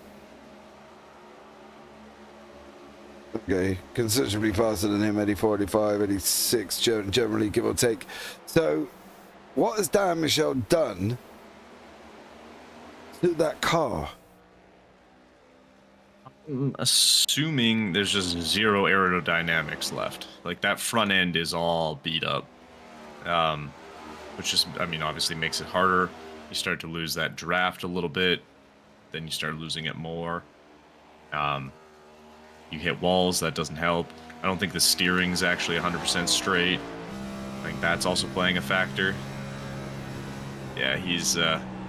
Dan has not used his fast repair. Oh.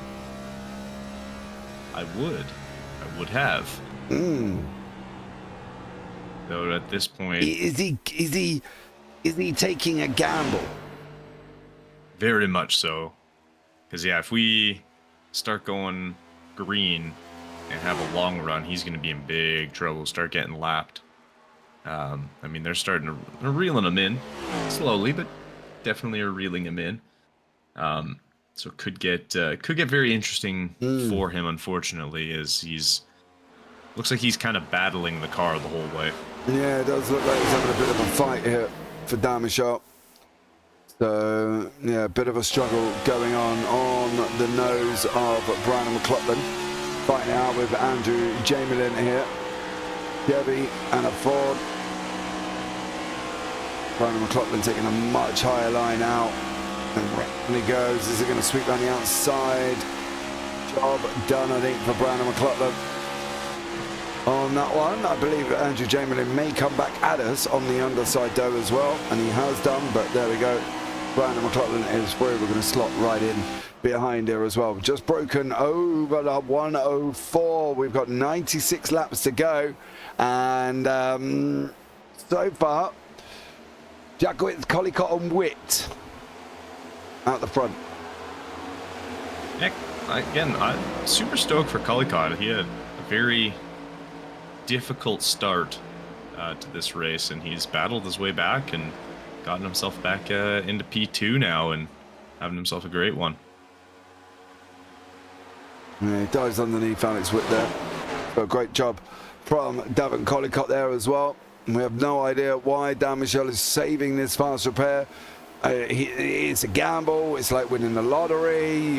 You're taking a shot at something and trying to predict the future, and that generally is always tough to do. But on that 106 at the moment, Andrew Jamelin in fifth, Witt fourth, McLaughlin third, Collicott second. But the number 7 Revzilla machine sitting in the prime spot at this moment in time, Kenton. Yeah, he's having himself a fantastic race too. Like he's been very, not necessarily quiet, but I mean he won the stage, and he's just kind of allowing it to sort of come to him. He hasn't forced anything to happen. He lost a bunch of spots off the restart, was down in P7 at one point, and just kind of quietly continued to drive and gotten himself back up, and he's got it just over a half-second lead right now. He's been smart, smooth, and I just got to worry about trying to get past Dan Michel, because who knows what could happen there. We haven't seen that before, a leader getting involved with a back marker. That never happens. That never happens. Never ever seen that before, did we? Eva, if we could sum up this season, though, I'm sure Armand Brousseau would sum his season up, he's had more ups and downs than a roller coaster, right? In Walt Disney World, let's put it that way for Armand Brousseau. TJ came, he saw, he conquered, he left. Situation. Some of the other drivers again, but Noel's just kind of been there, hasn't he? He's just been there solidly all the time. Yeah, he's been involved, I guess. Like he's always up near the front in those first couple spots. Never really out of the top 5. I want to say, not that I can remember. Like, he's always been up there, very close, always, you know, fighting for that win,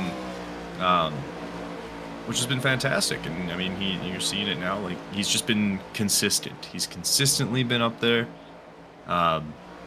Hasn't gotten lucky with as many wins as, you know, Alex Witt did, but has also stayed kind of out of things a little bit more, I think. As far as I can remember, like, I don't really recall there being a lot of races where we were, you know, constantly having to say his name. He wasn't, you know, or had, you know, talking about him, you know, getting involved with something or being taken out by somebody. He's just kind of been doing his thing and benefiting from it so far. Yep, absolutely. And a great job from Noel there. What happened to Witt? He just dropped off hard. He's in 4th at the moment. He's in 4th. Yeah, but he was like... Don't forget, he only had a 5-second stop at the last pit stop. So we definitely know that he's not changed tyres or he's not done anything along them lines, because you aren't going to do that in 5 seconds for Alex Witt. So if he's... No, but what did he do with his first... Because he was also involved in that incident and did pit on the... before the stage break when he... So I'm assuming even if he took... I would have figured he would have taken tires then and then ignored the stage break, not had to take tires, and then just did a splash and dash. Maybe he didn't. It says... I mean, Armin says tires are just gone. Because, yeah, he went from being... What was he, about 0.8 of a second to almost 3 seconds back now. Yep. Russo still rather quickly. Still not in Discord here. Still can't have a chat with him as well. Terry W, get your butt in the waiting room and we'll have a conversation while these guys are driving around here about how your first season has been here as we're at Charlotte for the final 200. Noel Jakowitz currently the man in prime spot, but I don't think anybody would begrudge this man a victory, Kenton, especially as he came back from 2 laps down. Yeah, he's again kind of quietly did his thing, got in trouble early and fought his way back. You know, a couple lucky yellow flags one yellow flag and a stage break allowed him to sort of get back to where he needed to be, but just doing his, like I said, quietly doing his thing too. A lot of guys just doing their own thing today. Getting through, driving well, driving smart, and staying out of trouble. Down the show in pit road. Okay. Ooh. I think he should have better used his fast repair. I really do. Seth Pegg also in pit road as well. Don't forget they have been going since lap 75. That is 25, 35, 41 laps on tyres. Hence we have got 6 sets here. Cody Kern now in with Alex Witt. Currently scrapping away and making sure that they keep each other honest. Collicott, Witt, Kern. McLaughlin's the only one in the top 5 not in this championship fight at this moment in time.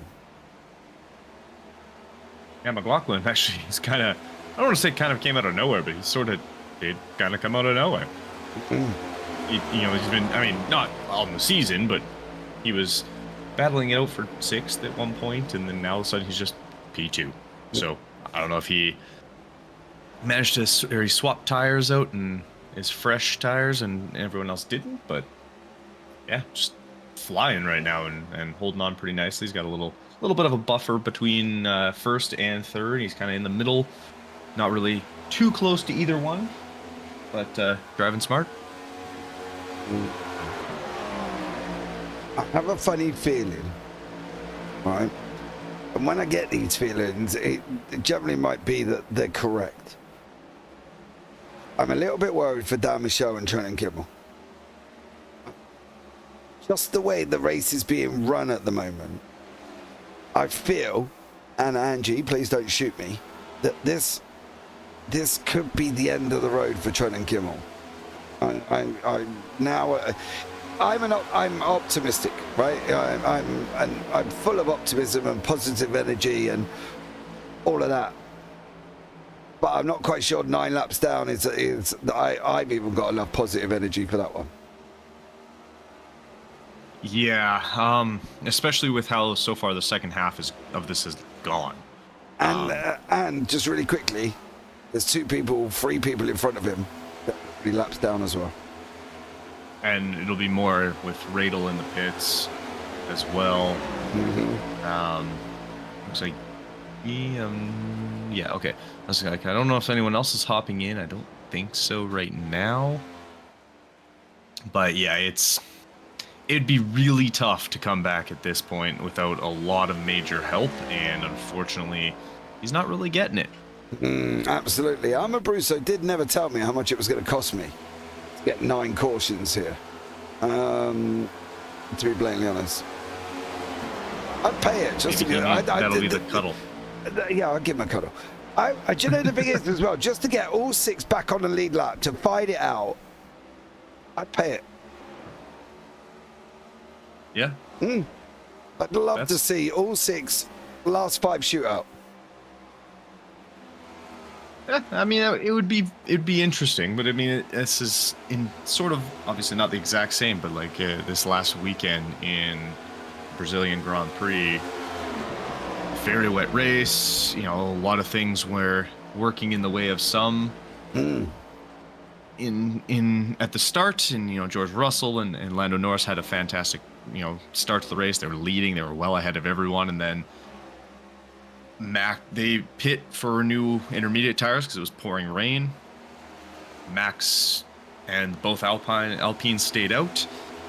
There was a crash, red flag came out, they were able to change tires, and that was, they kind of sealed the race. And sometimes it works out where, yeah, we would have had all 5 or 6 all right front and completely, in a straight shootout for the last 5 laps, and sometimes things go sideways. And unfortunately for a couple of guys, it's gone sideways. Let's head to Brusso. He's trying to see here as well. I would never hurt the integrity of the BSC, but I would for a price. How about you just put it in the blinking YouTube chat here as well? Let's be real about it and join and go from there. Okay, Armin, let's put it this way. If you had a price, and just for instance, we were some backdoor corrupt league to get Kimmel to win, because why not? What would it cost me? What would it cost me? This is hypothetical, everyone, right? We're obviously seriously not going to do this, but if we was Armin Brusso, what would it cost me here to get 9 cautions in a row to get Trent and Kimmel on the lead lap? Let me know in YouTube chat. Just hypothetical, everyone at home. If we do end up with 9 cautions, Brusso and I have got nothing to do. Free broadcasting for how long? That would be the question. $5. I agree. I'm going to go with TJ. TJ, yeah, it's a deal. I like that one. On that one. Free broadcasting for how long, Mr. Armin Brusso? That's it. There as well. Noel Jackowitz, Brian McLaughlin. Forever? I don't know. You better to be fair, Kenton, he doesn't specify how long forever is.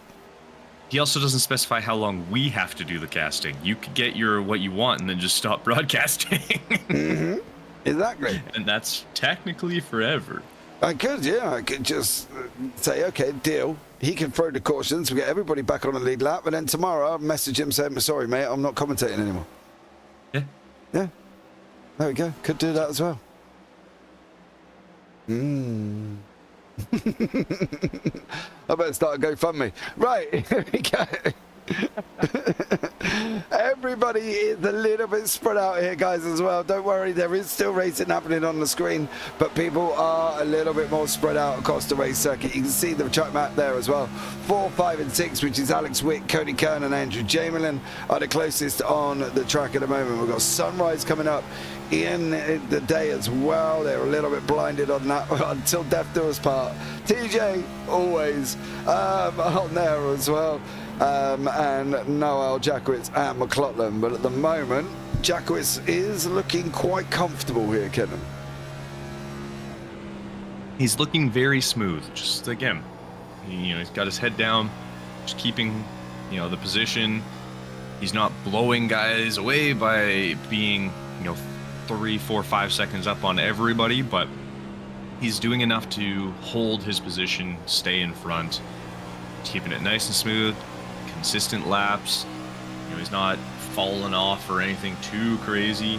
I mean, compared to his best lap, yes, but now he's got a blocker in Seth Pegg being right up there. And just kind of sorry, I was like, what is this? Seth just took off. Like, what happened? Did you go somewhere all of a sudden? I was trying to figure out. Seth just like came out of nowhere and then suddenly just went flying. Yeah, but Seth pitted on 114. His tires are rosy at this moment as well. That makes more sense. I didn't realize he had pit. I just saw him come out of nowhere, and I was like, wait, what's going on here? Yeah, absolutely. Yeah. I'm not sure what TJ you're on about there. I've got to be honest, I'm a bit lost on that one. But when Cody I know what he's on. Do you? I know what he's referencing, yes. You better message me there, because I have no clue. Have I missed something here? Yeah, you did. It was something I said, but I caught myself and changed the direction and wording a little bit to make it not so bad.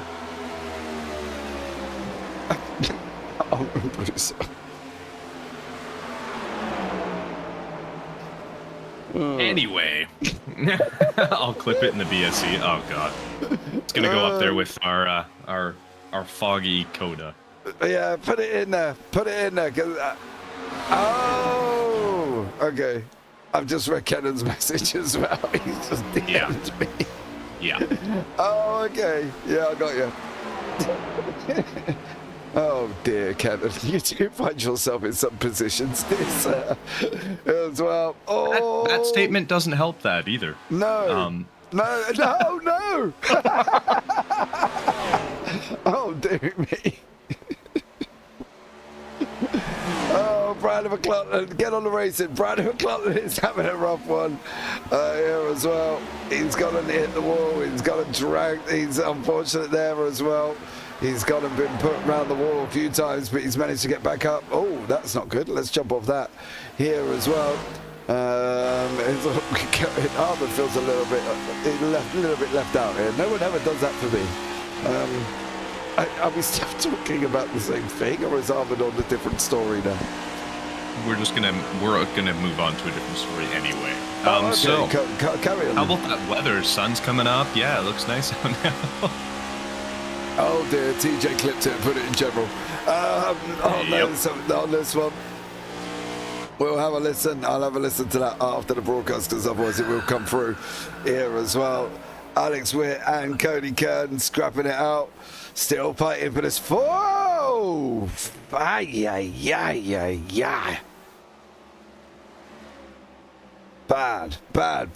there as well. I almost thought that was going to come to the end for Cody Kern and Alex Witt. That was very, very close, Kenton, indeed. Yes. Stop listening to yourself in a clip. I'm not. I'm just debating if I want to ban TJ now forever from everything. Yeah. Anyway, not the smoothest drive, but man, Jackowitz's tires are just going. Like, they are not letting up. I mean, I was just going to say our top 8 are the only ones not down a lap, and then I looked and everyone 8 or further back has pit down. Yep. So they've all been in the pits in the last few laps, and our first 8 haven't been since lap 76. So they're going to definitely start seeing some people trying to hop in, get some fresh tires, some fuel, and hope to be back on their way.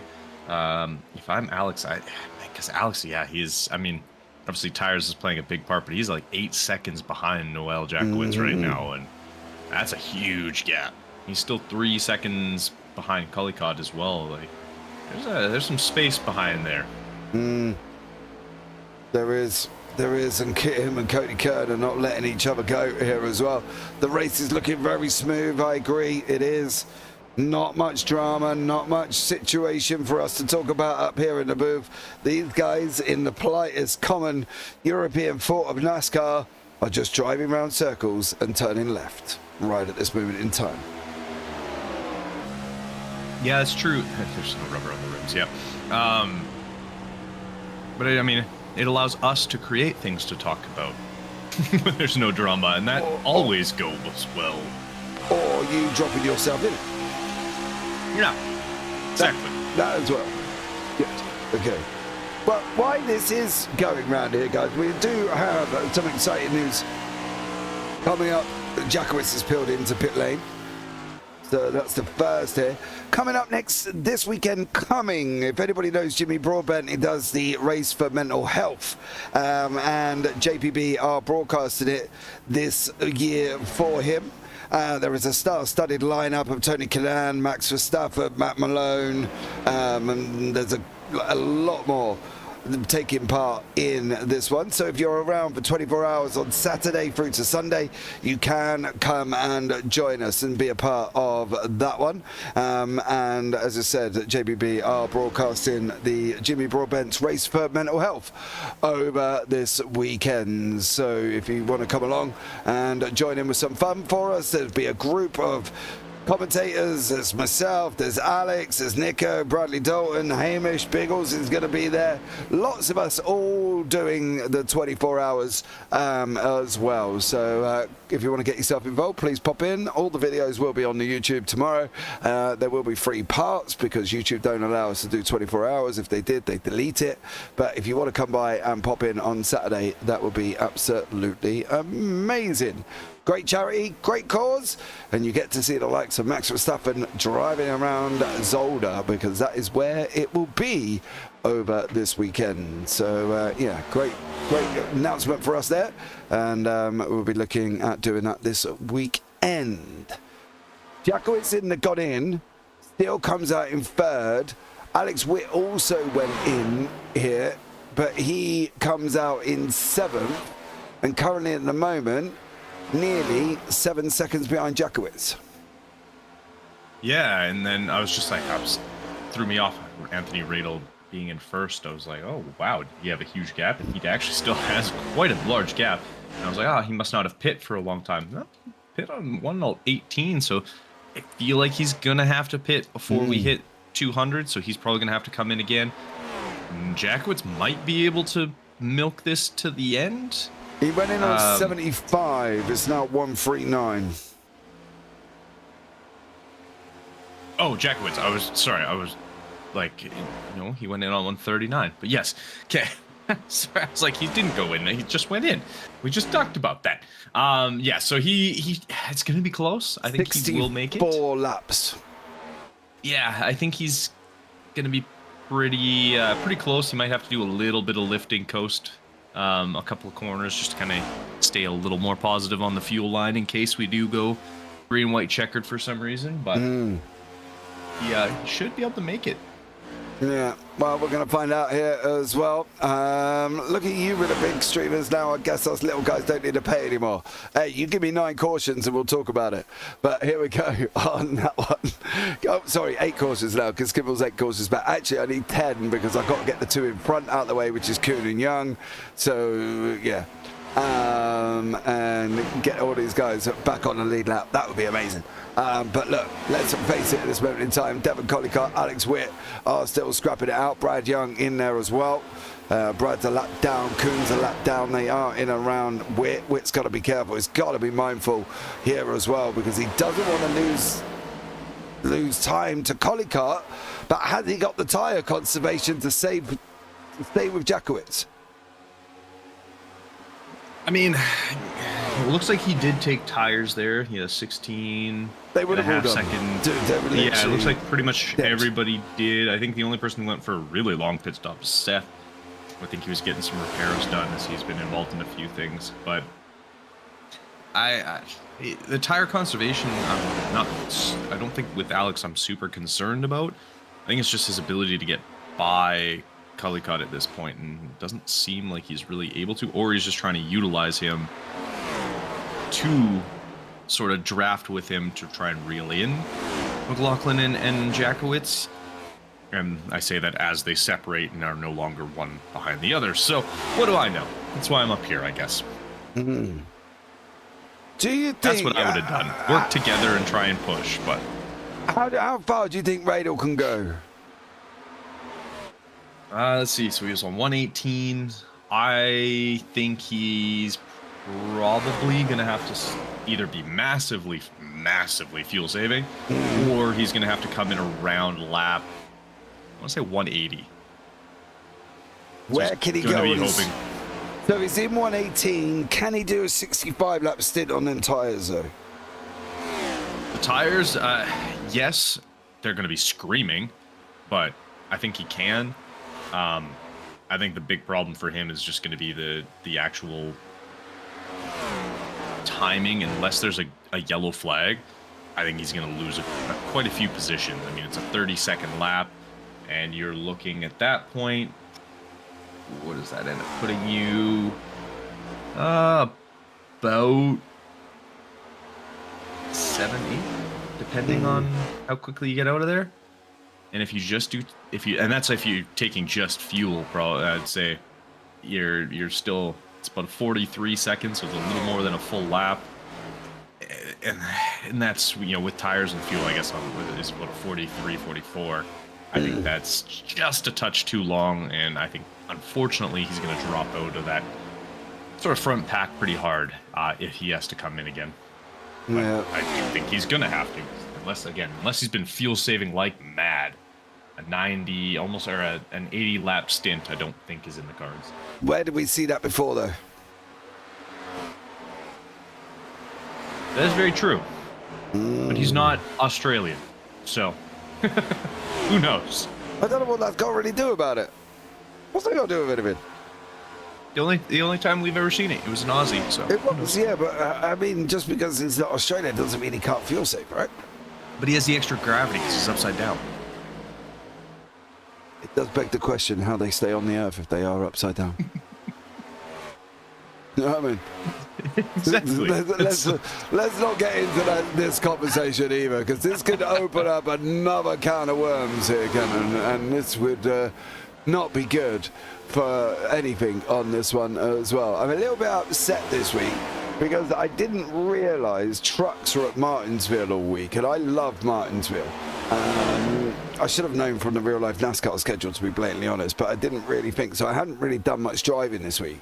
So I did Martinsville the other day. It went okay. I finished like 4th or 5th, I think it was. And then, of course, before I realised it's Phoenix, and I'm like, I hate Phoenix. So, yeah, unfortunately, I missed a week of trucks at Martinsville. Not happy here as well. But, however, I did watch the races over the weekend. Obviously, the Cup, the Cup Cars Xfinity, and the trucks were there. So, yeah, definitely trip to Martinsville on the weekend of the Cup and trucks is on the cards for next year. Yeah. You're going to go hang out with the Spainhauer Collective. Well, yeah. The trouble is for the Spainhauer Collective is I'm bringing about 20 of us here, because there's a lot of us that are all wanting to go for the last 3 races of next season, which is Dega, Martinsville and Phoenix.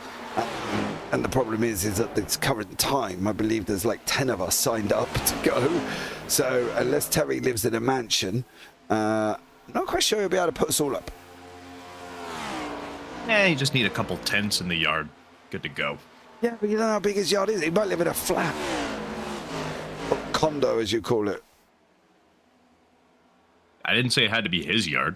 No, this is also true. Any yard will do. See? There you go. He has 7 acres. You're good. Couple tents. You're fine. Wizard made me laugh. Sideball letting him think he's happy in 8th, but I know my boy hungry. Well, your boy better get a little bit of a shimmy on here, son. No offense here, because he's 17 seconds away currently, Rob Sizemore. So, there we go. DNF by blood nose is a weird one for me, not gonna lie. What? He got a bloody nose and had to DNF. Oh. Well, keep your finger out of it while you're driving. You know what I mean? That's what I say to my 7-year-old. She said, Dad, my nose bleeding. Have you stuck your finger up it recently? Yeah. Well, there you go then. Keep your finger out of it. You know what I mean? Especially concentrate on driving, Seth. Do you know why that? Do you know why he got bloody? Do you know why he got bloody nose? Do you? He's upside down. He's upside down. All the blood runs out. There you go. Literally, it all just runs out of him. Oh. This could be big. Anthony Radel. Oh, just no. Spun out completely. Why Wait, why have we got a yellow for that?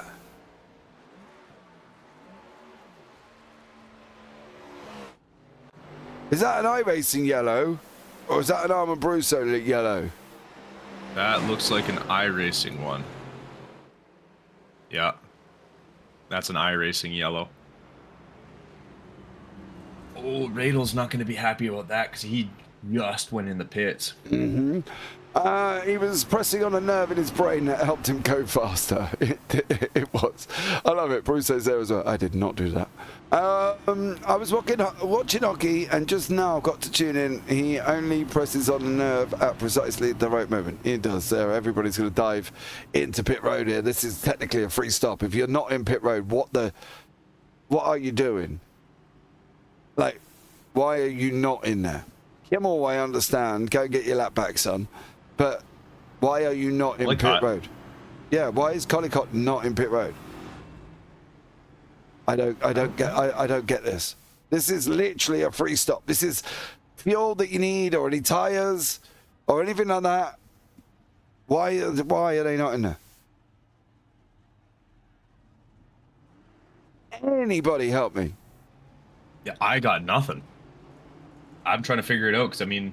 I understand the likes of Kimmel and the people that are let down, Young, Radel, Michelle, Litolf.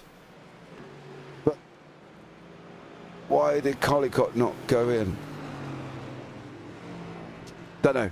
He's not going to gain anything either. Like, it's not like he's... It's not going to gain or lose anything. It's just literally get some fresh boots on. His boots are 21 laps old here. Go and get some fresh boots. Yeah. Yeah. Don't get that one. Yeah, he doesn't even get the benefit of, like, everyone trying to catch up to the safety car. Because everyone's already there. So this did... Unless he really thinks... I mean, he came in at 138. But his tires are not going to last, and he's going to be kind of desperate for fuel. But Brad Young's in, Kimmel's in as well. I can't answer that. I'd have got in. The boots were made for walking, and walking is not what they do. But suddenly these boots will walk all over you, Mr. Armor Brusso. So be aware of that one, son. I know the song. I'm old. Okay? That's all you have to know. Oh, that one. Right. Here as well, Devon Collicott. Lead man. I'm not quite sure for how long. Pace car lights are still on here as well. Can't walk over me if I don't show up. Well, this is also true. This is also true. If you don't show up here... You're not wrong. You're not wrong.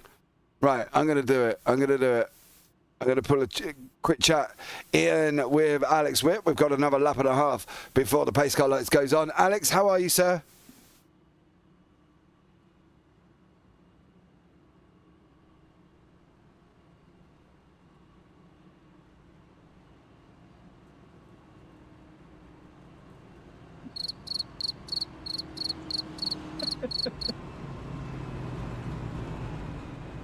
Okay, we won't have a chat with Alex Witt. He's not there. Never mind. There as well. Trying to have a chat with Alex to make sure I caught up with all the championship contenders. I believe Alex was my last one. No, because I haven't chatted to Devon Collicott either. Yeah, as well. The pace car's still going to be on here. I'm a little bit worried he's at the front here. I don't really want to pull him in. Let's see if we can get another caution. On that one. Pace car light's going out. Yes. All right, we'll leave it as well. Inspirational words. Terry, behave. TJ, behave yourself, man.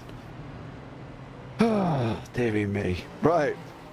Our own Alex Raikkonen. I don't know if that was on purpose or he just didn't want to, he just literally couldn't hear me, or he's not plugged in or whatever, I don't really know. Or he just didn't want to talk to me. There is that possibility. Let's be real. What is there not to talk to me about, eh? I'm English.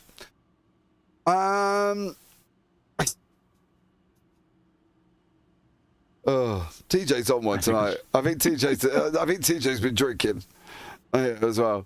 I think he sat at home here as well, watching the big night, of course, for the Americans this evening, and he sat there drinking. And he thought, I know, I'm going to jump in here in the NASCAR. And it would have been better if you were out on track, TJ. You know what I mean? Out there running with your bros and your dad, who's probably sat next to you, actually, considering he's out as well. But never mind. We have lost Peg, Ross Spainhour, obviously Terry W. Spainhour, and Mr. Joshua Coon. Josh did about one lap and then went into pit lane. It was really weird, and he never actually then come out again. But here we go. Are we going to get a 39-lap run to the end of the race? Ladies and gentlemen, we are up and running once more. It is green, green, green. We are 7 cautions good here, and we've still got currently 13 cars on the racetrack. Devon Collicott went in to the pits on 138. Everybody in and around him on 158. Jakowitz, Witt, McLaughlin, Jamelin, and Kern there as well. So it's going to be a bit of a mission for Devon Collicott here, Kenton, whether or not he can hold on to this.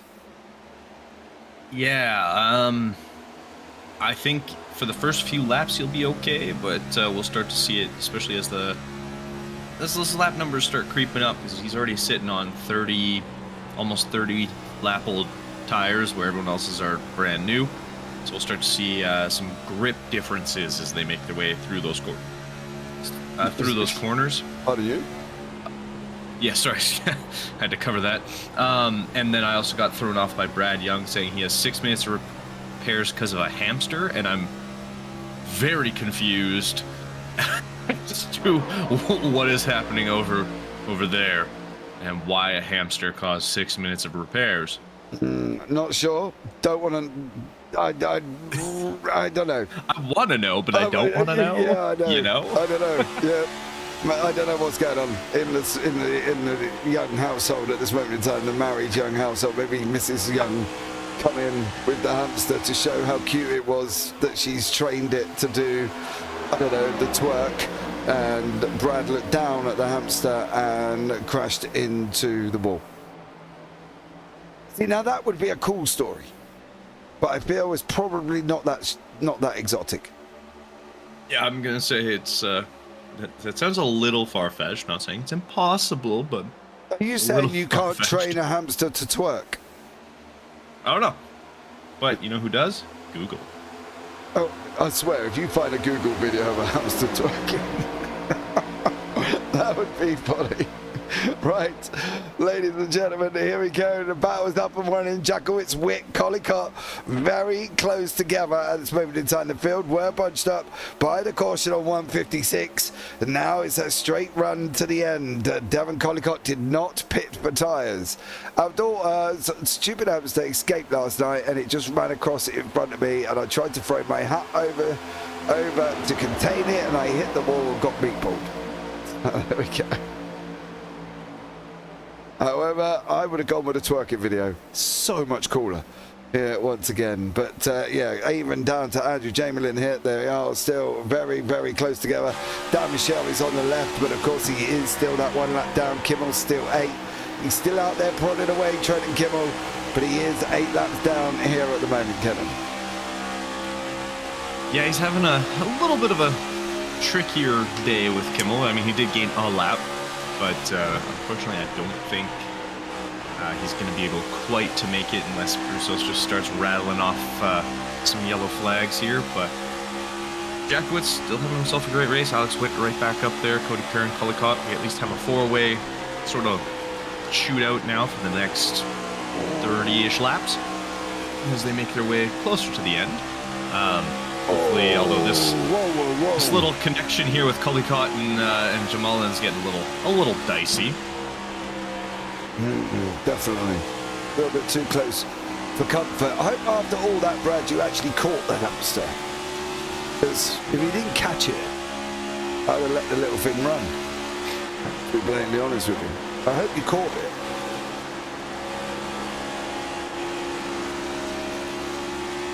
Also, I did find videos of hamsters working, so we're just gonna continue with our lives. CJ just posted one in the blinking Discord. That apparently he said, Brad, watch out, dancing hamster memes. Yeah, so yes, he's back in his cell, says Brad. I hope so after that. But he calls you to go. One of those things I've noticed. Yeah, one of those things I've noticed is a lot of guys in the Discord have random nicknames attached to their stuff. You know, like Dan Sus Michael, Andrew Housefire Almquist, which I actually know the story behind that. But I feel like Brad has now earned the nickname of Hamster.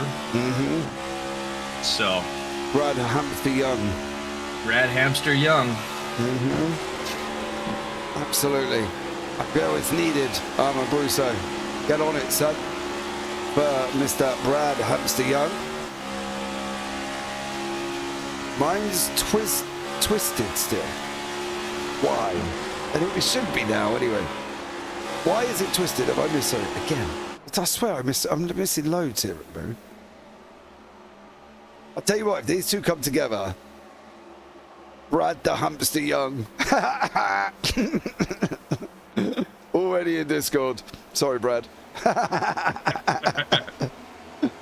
Brad the Hamster Young. Awesome job, Armin. Love it. Yeah, absolutely love that one. And you can thank Kenton, not me, all DMs to Kenton for this one as we're in the last 27 laps. Noel Jakowitz, Witt and Kern still fighting it out. Oh dear. Devon Collicott losing pace. I think he's going to rue the fact that he did not go into the pits. I've got to be honest. I can't decide if he was hoping there was going to be another safety car and he'll have fresh ones later. But everybody will. They've got 6 sets. Nobody's been in the pit 6 times and not changed tyres every single time. That's fair. No, I don't think anyone's been in 6 times, and I forgot about this. Yeah, 6 tires. Oh, okay. That's not true. Dan Michelle's been in 8 times. Devon Collicott's been in 6 times. But they're not going to change tyres every time, are they? Unless you absolutely have to, I'm going to say probably not.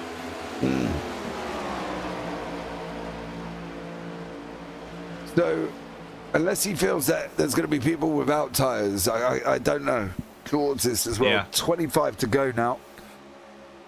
This is the biggest 25 of this man's life. No, don't. Oh, no, you don't. You dare do that. He will. Noel will literally fly. Don't do that. That would be harsh if he hit him there. That shove. I know. We saw the shove. And he's a lap down as well. And there is nothing more crazier than a lap down car getting involved. But I can tell you it's not a lap down. It is Cody Kern here. And he is still sitting in that 4th place at the moment as well. Get him! I have the power. You do, Mr. Armand Brusso. I love it. Do you know what's worse as well, though? What they don't realise is how much power we have up here in the booth. Right? We just got to get man's name changed. Exactly. And then, to be fair, depending on what they say, 2 laps to go, the broadcaster's cut off. You know what I mean? Blue screened. Yeah, blue screened. You're laughing. Don't attempt that, because that has happened to me already. I know. 1, 3, 4. Yes, it did actually. Yeah, I was there. Yes. I had to type out what was happening in the race into chat because we lost connection. Yes. Everything went. I can't remember if it was blue screen on the internet, but something died on me, and I was in deep. It was like radio text messaging from Kenton going on in YouTube chat there as well. So it was hard to do. So by the time I typed it, it was over, and I was like, man. Yeah, I know. You need to. That's where you need to learn shorthand. Witt passes Michael. Michelle passes Jackowitz. Final lap, done. Whip 1. There you go. That would have done it. Yep. Oh, There you go. he's going to squeeze him against that wall. What is going on here? Felt like receiving orders in a trench. Yep. Oh. Very, very tight up this front. Dan Michel's making his presence known. Some may say being a little bit too known. But, yeah, going to be very, very interesting here. I'm debating if there's going to be like a late lunge dive bomb at some point in this race. Do you know, my fear is Dan Michel getting involved in something here. Yeah, but I mean, if he gets involved in something that wasn't his fault, that's okay. Yeah. If it's his fault, it's a problem. If McLaughlin goes into Kern for it, or Jamelin goes into Kern and spins it around and hits Michel and then puts him in a wall, then I'll get that, granted. But if Dan Michel ends up involved in it and starts it and causes it, then yeah. I've seen this show before. Someone changed the channel. Not sure we could go to commercial break. I would love to. If we had one to put on right now, I would pop for a commercial break for a couple of minutes. Just need to use an old JPB like promotion video as your commercial. Yeah. I'll have to get one made at the moment because YouTube's not loving any piece of music I put on a video currently at this moment in time. Apparently the Russians and the people in Russia and Belarus are offended by the countdown music. So I've got to get another one of them made. Obviously. Yeah. High importance there. I know. I go out and I'm the biggest fan base in Russia and Belarus. I can tell you. I understand. You know, NASCAR is massive there. Yeah, exactly. And apparently they're offended by the 5-minute countdown video music as well. So, as I found out that YouTube keep emailing me every day, mind you, about it. There we go. Right, 17 to go. Who's your money on? I gotta say, Jackowitz has been having too clean of a race and too smooth of a race for me not to kind of go with him on there. No. I think, yeah, we're gonna go with Noel Jackowitz with a big dub. Do you know, the funniest thing is as well, I kind of agree with you. Right? Yeah, I can't see past Noel. He looks so strong and so deserving. And just so smooth. Like, that's like, he hasn't had any issues. He's not kind of bouncing or anything. He's just been so smooth the whole time. Yeah. Smooth like chocolate spread. Fair enough. But you did talk to him, so he is due. Yeah. No. Yeah. Armin, it offends me too. There are no clips of me. Hey, there's no clips of me, and there's an actual clip from the BSC in there. Yeah, there is, but that's all being changed. All right. Jesus, I'm getting another one sorted out. Calm down. You lot need to chill a little bit. You know what I mean? Never. Swear to God. Very highly strung this evening, Mr. Armin Brusso. Yeah, Armin. McLaughlin started blinking again here. It's going to be interesting. Spicy, and yeah, those blinks are always terrifying. I do not a big fan of driving around other cars when they're blinking. It always scares the living out of me. Yeah, I know. I kind of just tell them on the radio, look, you're blinking, stay high, you're coming underneath. I got no love. Oh God, Armin. Where is it? Where do you live, Armin Russo? Where do you live? And I will literally send you a stingogram or whatever they're called, right, to cheer you up. I swear to God, get the fiance just to come on and pat you on the head and give you a cuddle or something. Come on, Armin Brusso. Jesus Christ, he's on one this evening, isn't he? Do you reckon it's I don't know. Armin Brusso's weak. You get what I mean? Darkest pit. TJ's on fire, unlike his car, because he doesn't drive it. Not You're still even the mad at me, light TJ. of the waning moon reaches his fallen heart. Oh my God, TJ. What have you been on, dear sir? There as well. As these guys continue to drive around here. Cody Kern in there as well. We won't talk about championship championship. That's all, folks. Yeah. How is this going to affect the championship at the moment? Well, it won't. The Jaguars will be the winner. Witt will be second, and McLaughlin obviously will be in third on the racetrack. Kern will get third in the championship because that's literally the 1, 2, 3. So at this moment in time, but I don't know if this man's got the pace there as well. He's been slowly losing time to Jaguars over this last little bit.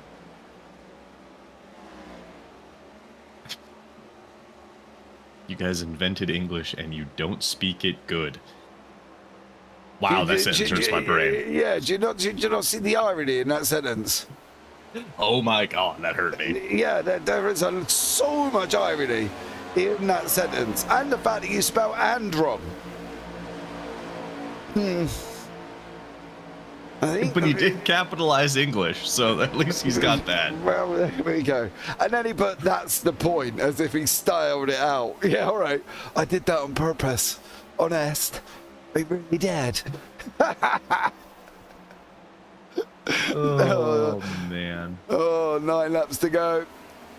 And it's all falling apart for Dan Michel and Trenton Kimmel, unless something dramatic happens in the end here. But Noel Jakowitz is out in front by nearly 8 tenths. Why use big words when small ones would do the trick? Well, you know what they say about that. That's what she says. On that one, Tom Kuhn with Rob Sizemore. Sizemore sneaked his way back up into 6th here. Been like a little slippery snail as Rob Sizemore, and sneaked himself into the top 6. A what? That snail? Yeah. Well, he has. He's done it slowly. That's what. Get it? Snail did it slowly. Yep, that's what every race car driver wants to be told. You're like a snail. That's, Yeah. You're just slow. Yeah, but he did it. It's like the hare and the tortoise. You know the story of the hare and the tortoise, right? Slow and steady wins the race. Yeah. And that's what I mean. Rob Sizemore's kind of got done that. So there we go. Big things are the reason I'm not single.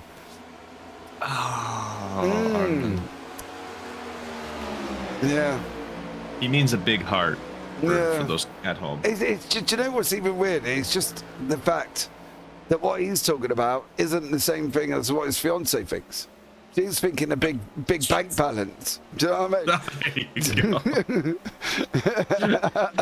It's because of his big bank balance. Nothing else. That's it. It's that objects look bigger in the rearview mirror. The problem is his arms just keeps turning it the wrong way. Right. Anyway. 200 laps is really long. We do need commercial breaks. Bank accounts in the negative. Still big, just negative. Oh, dearie me. If anybody has got commercial breaks, please forward them for next season. On this one, we are on lap number 4. Lap number 4? No, we're not. Oh, God. We have 4 to go, not lap number 4. Yeah, lap 196 here. With 4 to go, Noel Jakowitz is out in front, Witt in 2nd place, Kern in 3rd, Andrew Jamelin in 4th, Devon Collicott still fighting it out with Tom Kuhn, who's still having a great little ding-dong further down here as well. Oh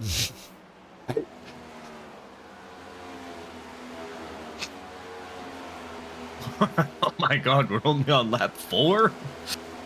It's been a very long race. It's actually with the 200 laps of the Nuremberg Ring. Yeah. Oh, can you imagine that? Jesus. That is way I don't too even long. think it. 24 hours. I don't even think you hit 200 combined laps. Right. Noel Jackowitz is looking like he's going to take the victory to go here as well. Armand's mirror is a funhouse mirror. TJ is on fire this evening here as well. But ladies and gentlemen, boys and girls, unless there is some major drama as he's just about to start his last ever lap of 2024 in the BSC, one Mr. Noel Jackowitz. He's got 2 corners to go here as well. And I just had Lightning McQueen in my head. He's out in front. He's out in front by miles, but he's got a puncher. Oh my God, Lightning McQueen's got a... Anyway, moving on. Jackowitz. Oh my God, Armand, don't do 200 laps again. Here we go. Noel Jackowitz, your 2024 champion. Over the line, he wins at Charlotte. Takes the championship here as well in 2024. And it's getting... over TJ YouTube chat. He's fading fast. Alex Witt come over the line in second. Brandon McLaughlin was third on the road, but Cody Kern third in the championship here as well. Oh, anyway. This race finished in the same amount of time as last week. What, 2.5 hours, wasn't it? Here we go. Noel Jackowitz is your 2024 winner. Alex Witt in second, Brandon McLaughlin in third, Cody Kern taking third in the championship, of course. Andrew Jamelin in fifth place, Devon Collicott wrapping up fourth in the championship. Then Tom Kuhn in seventh, Rob Sizemore eighth, Dan Michelle taking the fifth, Anthony Radel, Edwin Edwin in 11th, Johnny Kimmel in 12th, Bradley Young in 13th, and Seth Pegg, Calvin Ross, Terry W, and Joshua Kuhn. Trenton Kimmel taking the final 6th place there as well. I don't believe there was anybody behind that, was there? Nope, Joshua Kuhn was the final one here, and great job from him. Let's go 3-2-1. The reason I'm going to go 3-2-1 is Brandon McLaughlin's jumped in and wants a good old chinwag with us here as well. Obviously, Brandon was out of the championship, but he did wrap up third place here this evening as well. So great job from Brandon. Brandon, welcome in, bud. How are you? Good. How are you? I'm all right, mate. Not bad. Just watched a good race. A long race out there, isn't it? 200 laps of Charlotte. It was a long race, but actually I was pretty happy with how everybody raced. It was pretty clean. A few cautions, but nothing terrible. Well, we had 7 in the end, dear. So nothing over the last... what did we have? Nothing over the last 44 laps, and then there was a run from the stage at 75 to 156. So there was quite a nice long run in the middle. Yeah. How was it out there for you? Well, the long run worked out for me. I was able to pass a bunch of guys on old tires, which was nice. Ended up third because of it. Yeah, you definitely did there as well. How's your season gone overall?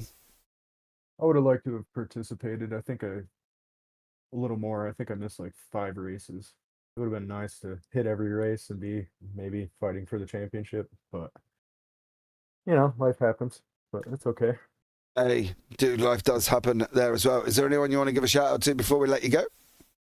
Yeah, the Fast Angry Racing team, all my buddies over there, BSC, Armand for putting it all on for everybody.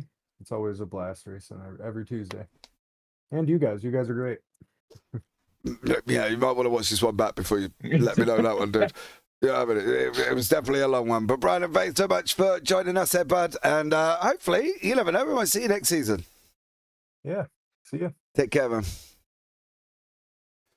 Right, and next up, we are hopefully going to have a chat with Mr. Alex Witt. We did try and have a talk with him a little bit earlier on. Second in the championship overall for 2024.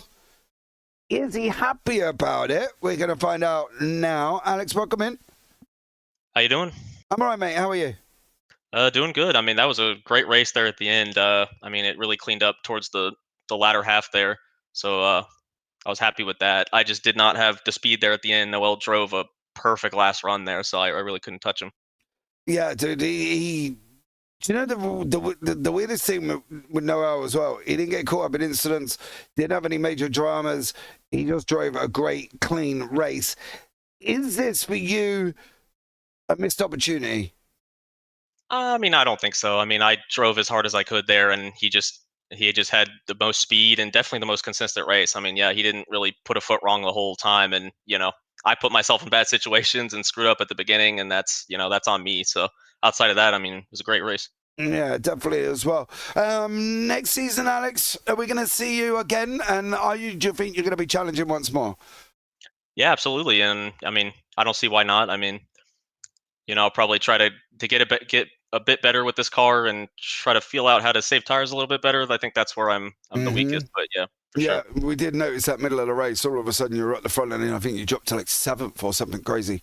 That one as well. But listen, dude, you've had a great season regardless, and you finished in 2nd place. Is there anyone you want to shout out before we let you go? Yeah, I mean, shout out to the Breakfast Club. We got a 1-2. Great performance. Absolutely there as well. Alex, much pleasure. Look forward to chatting to you next season. Thank you. Right, and now we're going to have a chat. We spoke to him earlier on. I was dreading after talking to him when I realised that everybody I've spoken to before then ended up involved in a accident. But, praise the Lord, Noel Jakowicz didn't end up in a accident. He drove what can only be described as a perfect race here. He did an absolute stellar job. Ladies and gentlemen, boys and girls, get on your knees, bow down to Mr. Noel Jakowicz, your 2024 BSC champion here as well. Noel, welcome in. Oh, so that's what one of those races feels like, huh? Jeez. Dude, there isn't words from our point of view for you to know how perfect that race was for you. Yeah, I don't have them that often where they go my way. Something I usually screw something up or speed in pits, or lately I've had wheel disconnects, which the whole last like 30 laps. I'm like, please God, don't disconnect, don't. I know the reason. I tightened it down before the race, and oh man, it was a long race though. I didn't know if it was gonna hang in there, but I told you we were gonna have a long green run, and it was a lot of fun. You did tell me, but I was worried though, Noel, because Dan Michelle was involved in an accident after talking to me.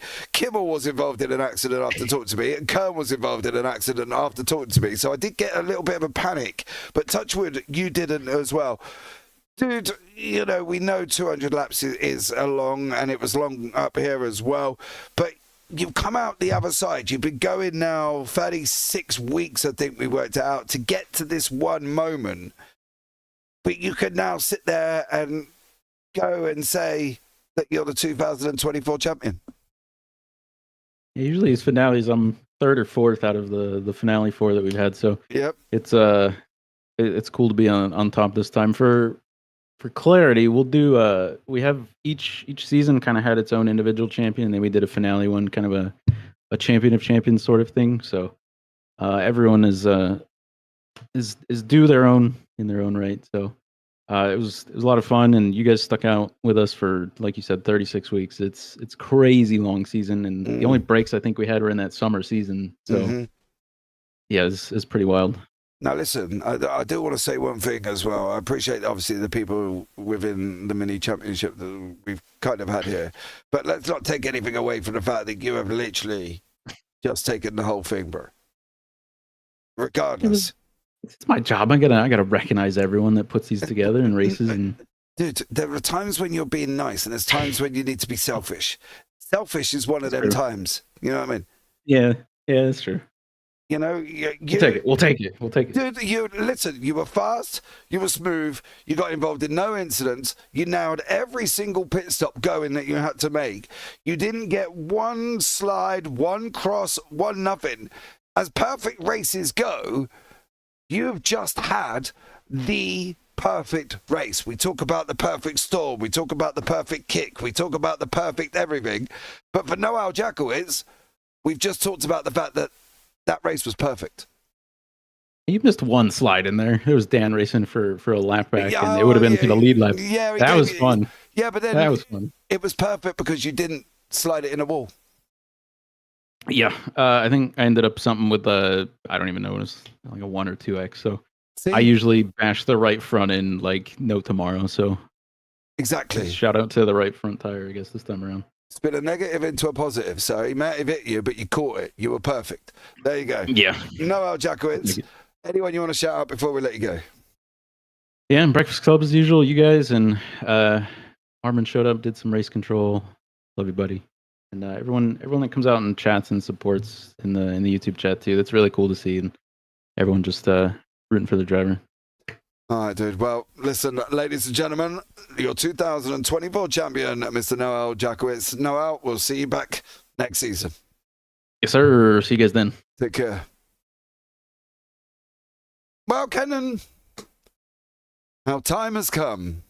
It is the end of another season with the BSC.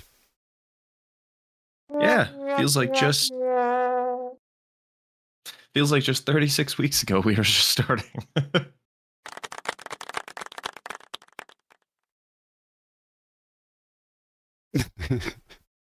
Sorry, carry on.